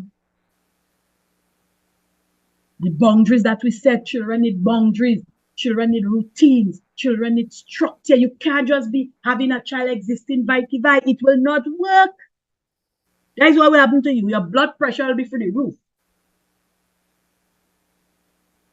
Taking it home, their parental stress, we're taking it home. Parents, there are so many reasons why we stress. So many. Just being a parent is a stressor. You understand? Just being a parent. We're unable to balance. Work is overwhelming. We're taking our work home. I used to take it home until I got sick, you know. Say, nah, that is it. When I leave the people and then school, it's staying by the gates. I am not bringing work home. I used to have this thing, my clients could call me at any time. One called me 2 o'clock in the morning having a meltdown, and because I had a hard day, I couldn't even respond to her. What the woman, boy, that woman dragged me all over Facebook, boy. That was it for me and she. That was it for you. Don't call my phone. I don't care what meltdown you are having. Do not call my phone. So before I used to bring my phone to my bedroom because I say, oh God, my clients, maybe they might need me. Some of them can't sleep. Some of them just like me, we have insomnia. I say, you see that? Boy, I just switch off my phone. Holidays, switch off my phone. Weekends, that's it. It's just too much. We have a lot of relationship issues. Let me tell you something. One of the biggest problems we have in Trinidad and Tobago that's affecting our children is divorce and separation. Family life is in a mess. And who is affected? You know what they call children in those scenarios? The hidden victims, because nobody pay attention to them. Everybody paying attention to the man pulling this one, the woman pulling this one, but the person in the middle, we neglect them. So the little guy whose father just decided coming home, he just packing up all his thing and he moving in for next woman. The poor child can't catch himself. Today he'll have a good day, tomorrow he down. He just there, he crying, his mommy crying. Why are you doing a child that for? If you want to go meet your woman and die your business, but don't go talk to your child now, boy. Months he and see his father. The only thing he knows, his father will send him money or whatever, but he not seeing his father. The child is 12. And these are some of the issues we are having, relationship issues. Some parents cannot afford to give their children their whatever they need. So we have the finances. There's no support. We have weak support systems in this country. Very weak support systems. Our children has no support. Nobody's standing in the gap for them children, boy. Nobody.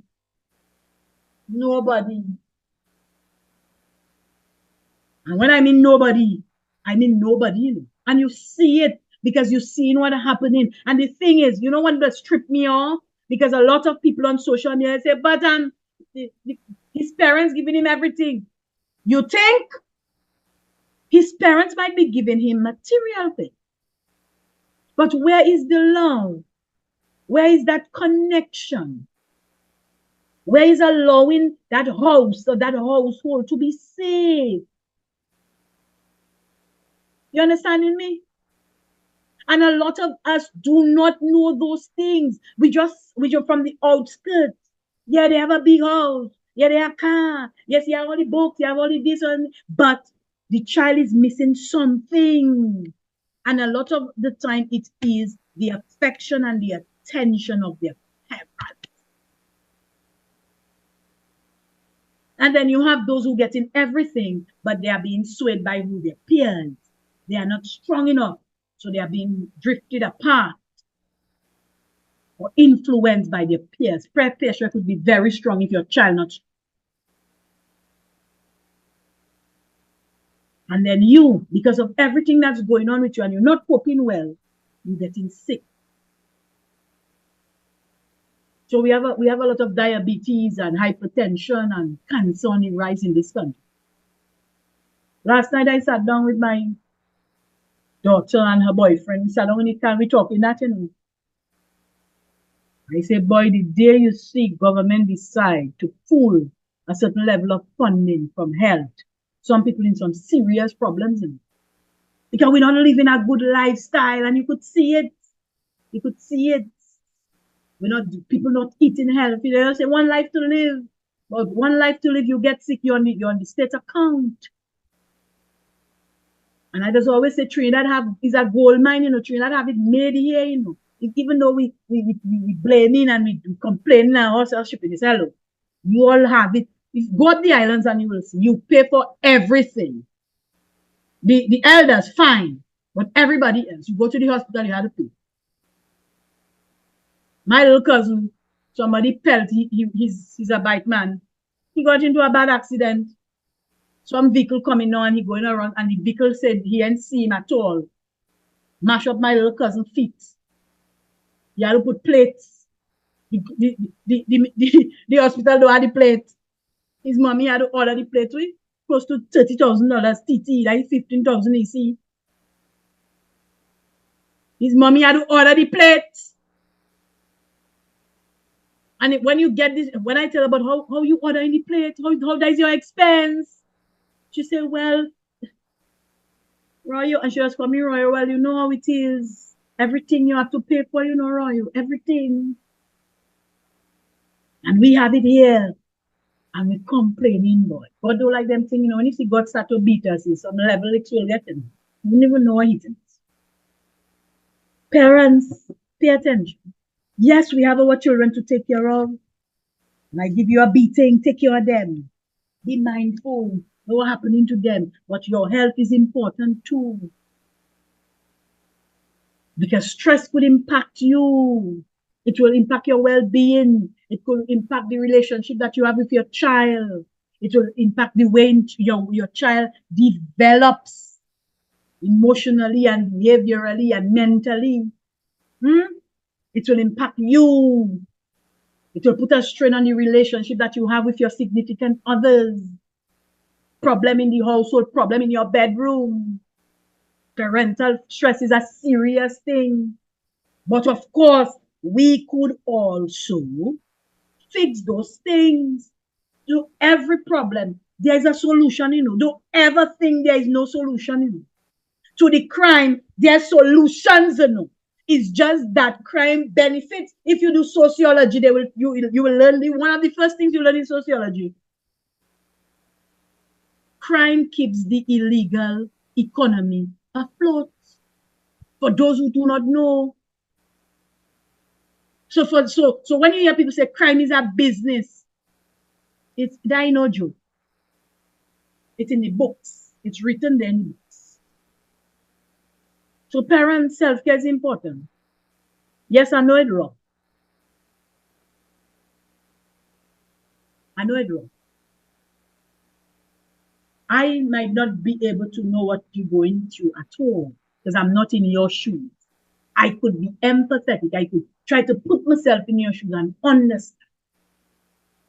The same way I put myself in my student's shoes and I understand. But some have it hard and some have it easier. And if we create a space where we make it easier for everyone, not only for the child, but for the parents, if the church does what it has to do to help the parents, educate them, create an avenue where they could at least come and talk to, there's somebody there who will not be just reading scriptures for them, but at least will listen and take it from their point of view. Self-care is of the utmost importance. Today is Sunday. When you leave church and you go home and you see what you have to eat, small as it is. Small as it is. You make a meal for your family and you sit down and you talk about the past week and the week coming. Those things help a lot. If you have nobody to help you, the pastor ain't doing nothing, the elders ain't doing nothing. There are persons who are skilled, who understand what stress could do to a human body from a biological and psychological point of view. They will help you. There are counselors and therapists there to help you. But apart from that, you have to learn to handle your stories. Your diet is important. Level of exercise is important.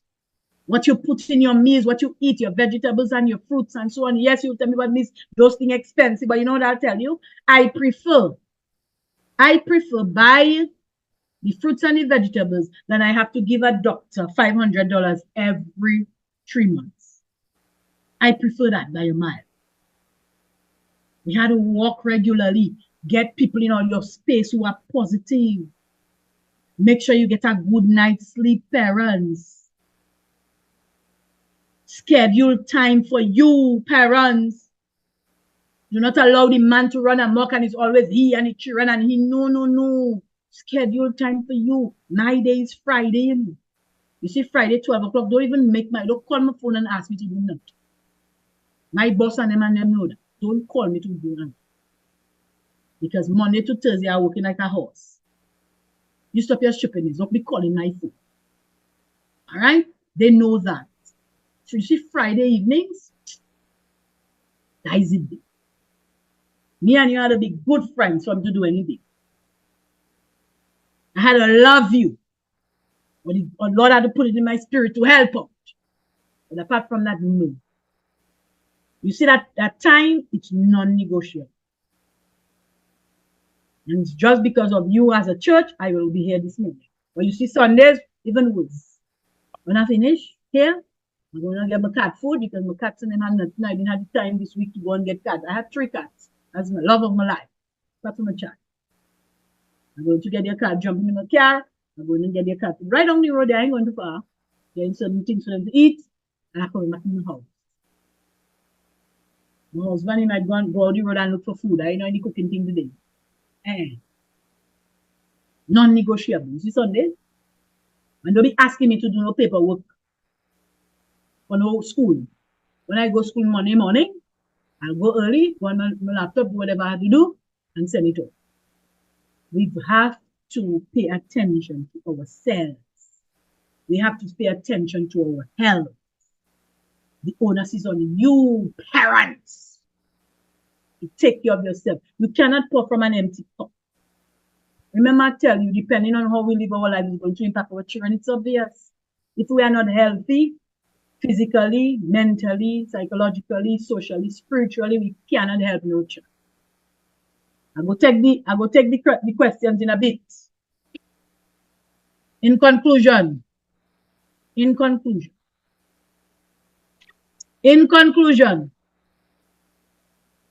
you're on a journey, parents. And I don't care if the child is 0 years to 40. It's a journey. You will make mistakes. You will not be perfect. There's no perfect parent. Even me, not perfect. I am not a perfect parent. I just tell people, my child, I give all that respect to how she is to her grandparents. Them is staunch Catholic, getting up 5 o'clock and roll rosary and you know. So her moral is through the roof. And when she came here, she started to question it because of what she was seeing and how people was interacting. The level of filth, it used to disturb her. Certain things she would hear in school and she would ask them. I used to say, darling, that's cultural things, our culture, where we come from, different. How they treat elders here and home, different. So all them things used to disturb her. Her grandparents taught her well. I'm not the outgoing parent. I listen a lot. You know what I mean? Anything. My child could tell me anything. My child could ask me anything. There's a relationship with Bill. My child is more of my friend. Yeah, my child is my friend. So I just tell people, you see that stupid how you say your child or your friend. Who else? Boy, my child is my best friend. And I like she's my best friend because when she was growing up, she could ask me anything. Because you know grandparents don't tell so things like menstruation and things. They will not tell you them things about boys and things. My child sit down in a class at 15 years and hearing children talk about oral sex and loss because she don't raise so. And I had to come and say, Mommy, I hear the children and them saying this and that and so on. And I had to explain to her 15 years. She was like a 5-year-old. You understand? The level of exposure she raised up in a real spiritual household. So much so she had put rosary in my canting, you know, and tell me get people to bless my canting. She's 26 and she still have that same operation within her because what would have transpired when in her formative years with her grandparents. Now they raise her. So parents, we're on a journey, but we wouldn't be perfect. By begging you, just be present. Just be there. The challenges will come. I give you a slew of challenges, very prevalent in our society, in our homes. Embrace the challenges, be acquainted with them, get knowledgeable, find out what is going on, check the trends of all these challenges, celebrate whatever victories Your child do well, your child don't have to make the papers, for you to celebrate your child, Your child, you've seen an improvement in the behavior, improvement in the performance and everything, changes in the mood and stuff. Celebrate them things, whatever moments you have. You only have them at that juncture once, there's no reverse to it. They're only an adolescent stage 1. They're going into adult. So what you do here is very important. Don't neglect them. Cultivate a nurturing, supportive environment. Make sure there is love in your house. Know your child's love language. But plenty of us don't know that. We know the love language of our man or our woman, but we do not know for our child. We think it's material. 3/4 of children's love language is quality time and presence, acts of service, not gifts. We have it wrong. Be patient. Remember, because of how the brain is operating at this point in time, it's going to impact the way in which they respond to things because they are thinking with their emotional brain and not their prefrontal cortex. I explained that to you. I also told you to go and read up on executive function. Guide them. I want you to guide your children. I want you to instill values in your children. Make sure you teach them early. Make sure you engage them. Make sure you build on the skills. Because that is what they need to exist out there. And even though you lack in it, that doesn't mean they have to lack it too. You have to enhance in order for you to nurture.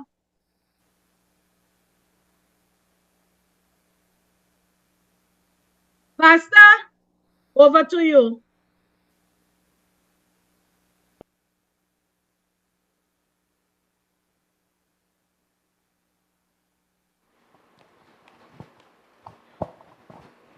Dr. James, thank you so much for an excellent presentation. You did a marvelous job condensing that training into 2 hours. Now we're going to go into some questions. I'm sure we have some questions. While we think about those questions, I just want to repeat some of this stuff. Parents, we have to take responsibility. There's no perfect parent. We're on a journey. And I want to just underscore some of the things I usually say myself. We need to read. That's one of my pet peeves. We don't read. So I expect and encourage you to go and do some reading on the executive functions and all of that. We need to be present. We need to exercise self-care. We need to cherish the moments. Before you know it, they're gone. I'm an empty nester. I feel so proud. Before you know it, they're gone. So cherish the moments and let's try and do it right, but we're not going to get it perfect. And my husband always say, you're not training the children for yourself. You're training them for life, to go out on their own. A lot of us feel we're training the children to stay home with us. No, they're going to leave. You know, a lot of us don't want them to leave, right? All right. Questions? Anybody? Feedback? Challenges? Yes, brother. Yes, Ms. James. And on the note of the schools, the educational system, I'm trying to recall if this was said in Trinidad and Tobago, or if this is something that was said elsewhere as it regards to the school. All right. Do they encourage condoms in the school? Okay, maybe that was said somewhere else. Not that I know of, but when I was at convent, convent, because of the Catholicism, they preach abstinence. So that is one thing I know for convent, all right? But encouraging condoms in the school, I don't think I've ever heard that or interacted with that. What I know is during the carnival, that term between January, February, March, April, that second term, we normally do a program as it relates to sexual transmitted diseases. Those things we do. So So one of the ways we're using what is called a proactive approach to sensitize the children on what the behavior, sexual behavior, what are some of the issues that could transpire, the consequences based on their sexual behaviors during that time. All right. So, but we have never been told about encouraging condoms in the school system. No, never. I've never heard that. I'm just saying for me, I'm not sure if maybe in the THA would have something to say about that, but from where I sit and being in, I'm a school counselor for 14 going on 15 years, and never, ever we were ever told that. As a matter of fact, sir, during that time, we could also invite the Ministry of Health too. And they would have, I've never heard them spoke about condoms and soap, ever, ever. A lot of them preaching abstinence because of the age that they are in. Because remember, we have a Children Act that governs those kinds of behaviors. And children could get in trouble for that. Or parents, yes. Yes, sir. Right, so that might have been somewhere else. I heard that. All right, number Okay. two. What about some of the cultural projects and activities that they do in the schools? For example, my children, I have 3 of them in primary school. And sometimes when they get project as it pertains to carnival or some carnival characters, you know, some of these characters are very devious. And if they don't complete these projects, points are exempt or taken away from the project, right, and so forth. So I believe also, and this is just my personal view, but these are some of the things that could contribute also, because when you have to dress up like the characters, you know, there's a spiritual, what you call, attachment also to that. And sometimes you have to also repeat certain things in school, or reiterate on certain things like lines and, act out certain things and all of that. Right, for example. So hold on. So can I drop in here 2 seconds before you go? You see, my issue with those kinds of activities is how it is sold to children. All right. And who is selling it to the children? Because, I mean, we are in Trinidad and Tobago, and obviously we are driven by certain cultural aspects of life in our lives, right? And we always have to pay homage, whether it's spiritual or otherwise. We have to pay homage to these parts of our culture. So as a teacher, I would be very mindful if I'm giving children such an activity. So I will tell them here what is something in relation to our culture. It doesn't mean that you have to believe it or no. It's just that just do it, pay attention to the aspect of our culture that it is connected to, because a lot of those things, as you rightly said, it has a spiritual connection. So in the event that you're having such a discussion with your children, your job as the parent is to show them the spiritual side of it, but the teacher has her work to do. But you're not going to tell the child not to do the assignment just because it's against your religion. That should not have anything to do with that, because remember, we are trying to put our children in a specific headspace as to when they go out there, who they'll interact with, what they will meet, and they will meet those kinds of things, and it will be their decision when they turn during adulthood to make.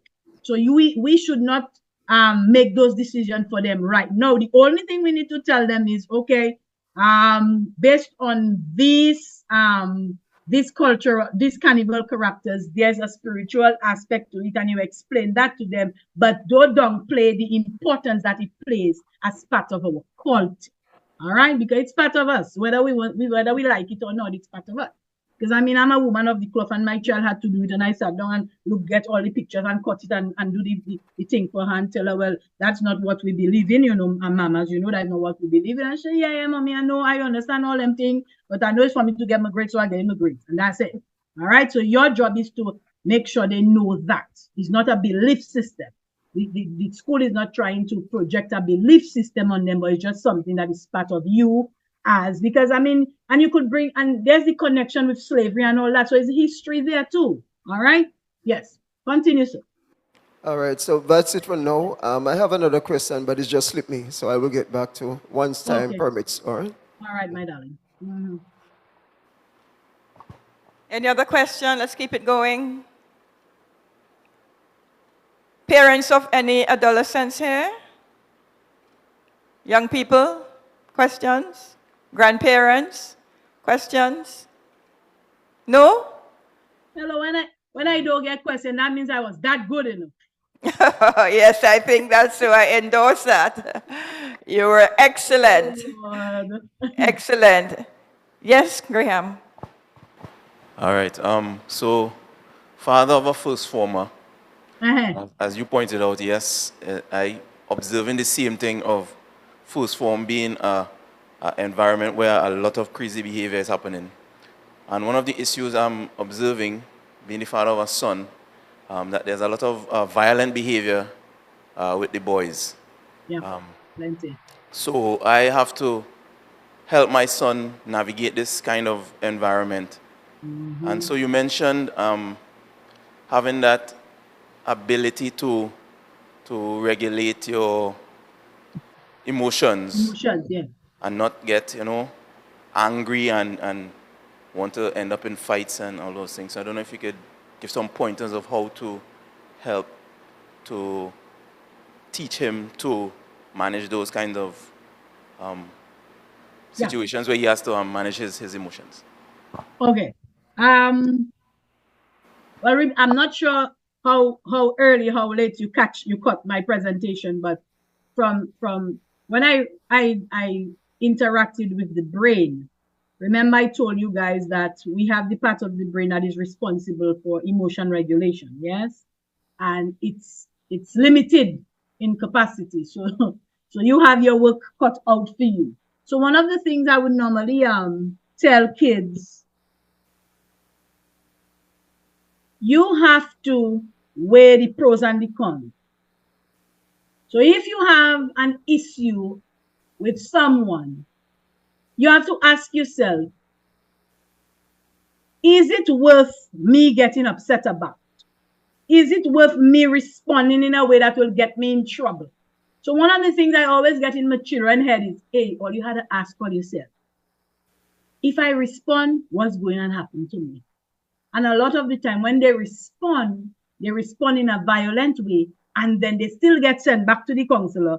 And then I say, here what did we talk about? Yeah, miss, but I just couldn't at the time. I say, you had to breathe in, you had to breathe out, you had to learn to walk away, you have to learn to run down by the office and get the counselor, or you had to tell your parents or send a text to your parents, say, hey, look, somebody coming around me or something, daddy, come and check me. You understand them kind of thing? So is what you tell children that makes a difference. You have to try your best. If you have a good relationship with your son, you have to try your best to get in your child's head over and over again. Young man, anybody come wrong you, hear what? There's a line to follow. Go tell a teacher. If you don't want to tell the teacher, you need to tell me. If you don't want to tell me, find someone on the compound that you could relate to. Because we have a bullying situation in the system. And a lot of the times when children are bullied, they don't say anything. They don't tell anybody. So by the way, we'll hear it on Facebook, or somebody will call and say, hey, something happening in your school, check it. You understand? So you had to urge them to always be talking and telling me what is going on, so I will know how to treat with it. And I tell people, because our bullying situation is so bad, a lot of the time the hands of the schools are tied. The level of aggression, there is only so much the school could do. But you have to empower your child to be able to stand up for themselves, but not stand up on a physical level, because the physical level will get them into trouble. Another thing I tell parents, enroll your child in a martial arts, now, please. And I make what's the word I want to use? There's a word I just normally use. It can't come to my head right now. But a lot of the time, that's the first thing out of my mouth. So please enroll your child in martial arts, because they're going to come at your child. There's no if, buts, or maybe. The thing is just when they come. And if your child is not ready to respond, then you're going to have problems. All right? So the more you get The more you get in your head, the better for you. But the thing is, the martial arts has to be last resort. So don't you make them use it as first resort. Make them use it as last resort. But you just always encourage them to talk about what is going on with them. If there are any issues, come and talk to you or tell a teacher or that kind of thing. All right? Or another thing I've seen in our school system is the company that children keep. So a lot of them, they might align themselves with persons to protect them. All right? But sometimes that doesn't be a good thing. It doesn't be a positive thing for them because you aligning yourself with a specific group of people gets you in trouble sometimes, especially. You might be marked. You might have a target on your back just because you rolling with a crew. You understand? But people might not understand why you're rolling with the crew. You are only rolling with the crew. Why? Because it's a form of protection for you now.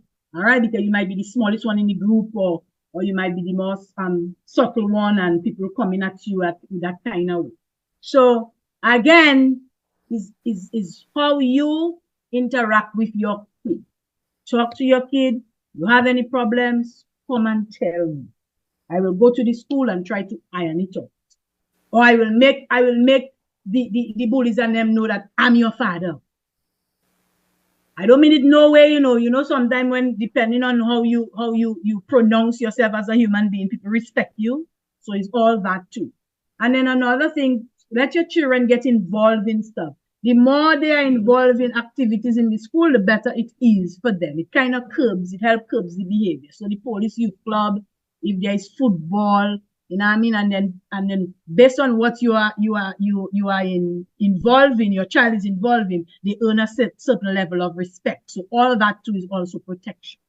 All right? Hope I answer your question. But make sure your child get into martial arts, okay? Thank you. If it's not there yet. Okay, we're going to take 2 more questions. Yes. Yes, Miss James, it's me again. Yes. All right. Right, I have a 2-part questions. One, corporal punishment, is it in the law books in Trinidad and Tobago? No, that was removed. In It the was Children removed. Act, the Children Act of 2012, that was removed in May 2015. So you're not supposed to, and that's corporal punishment in the school system, not in your house. Okay. So I could discipline my child. Yeah, you could. Nobody tell you not to discipline your child, but nobody tell you not to abuse your child. Because there's a line between discipline and abuse. All right. So within the school system, does it go to a certain extent? Because what I realized... What goes to a certain extent? What's it? Corporal punishment. All right. What I realized is that, I'm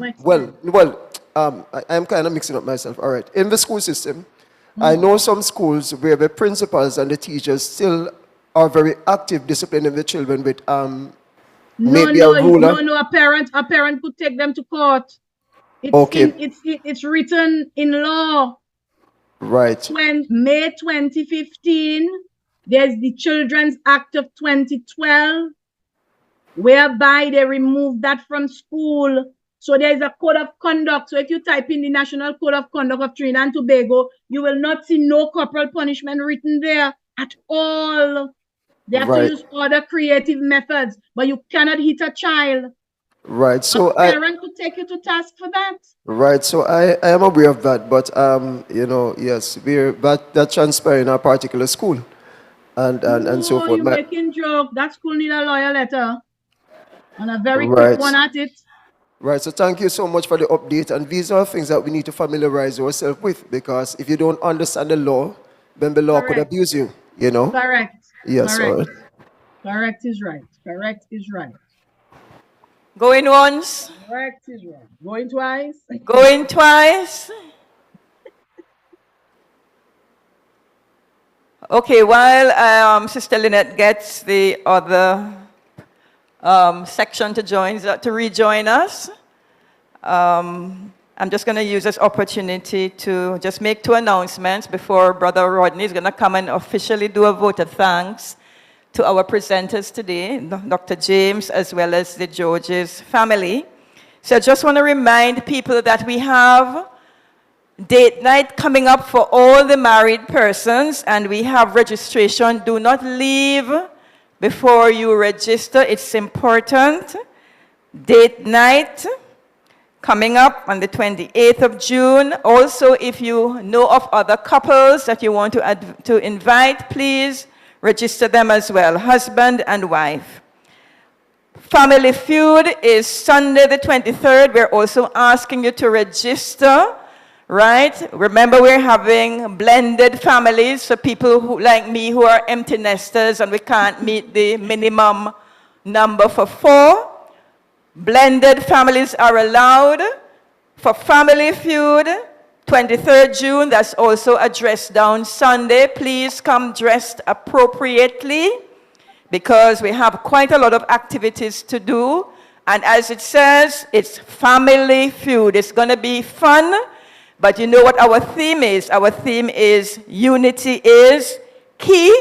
And you know our generic theme is building wholesome families for a stable and a secure future. Pastor, remember that. I hear nobody else repeat it. What's our generic theme? Building wholesome families for a stable and a secure future. And our sub-theme this year is Unity is Key. So, Sister Lynette, they're wrapping up. So while Brother Rodney makes his way down, we have an opportunity for one more question while we await the Georges to join us and the rest of the congregation. Anybody else? A comment even for Dr. James? I want to recommend that we also go online and Google her and sign up for her course because there's so much information and she did an excellent job this morning condensing it. But there's so much more for us to learn. You know, I never knew that adolescence extended until 24. And I studied some psychology, but I did that many, many moons ago in college. I never knew that. That was an eye-opener for me why, certain things happening in certain places, right? Because some of the maturity levels just not there.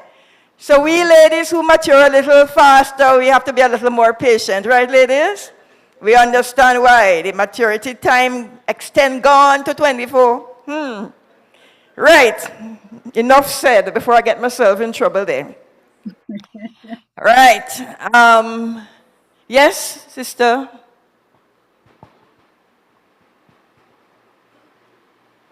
You know what happened? Sometime I was talking to somebody and they were sharing with me that their child was being bullied in school. And, you know, the teacher, well, he wasn't listening to him. And I think eventually, it's the counselor the person spoke to. So meaning, even though the child might be saying it, you know, and you might be talking to your child, it's something you need to, as a parent, I guess, go into the school, find somebody to talk to, find out what is happening, and don't leave it like that. You know, because it's something that really affected the child end up in counseling. Those sort of things, sometimes, you know, you don't know where it could end up. So just that, you know, that it is something that you don't stop at, but you continue and find out what is really happening. Sometimes the teachers might be busy, because she was saying, teacher, okay, and you know, sometimes the child was taking so long to explain what it is to the teacher, but the teacher just didn't bother with the child over time. You know, and that sort of thing. So that's basically it. So you're just endorsing, find someone to talk to. I just want to put in a plug here while the others join us. For Family Life, you all know that in all secondary schools in Tobago, from Form 1 to Form 3, the Life at the Crossroads program is taught as moral education. It's an excellent program. Make sure your adolescent is registered because we have what is also called Club Access. They can become very, very involved and very, very engaged.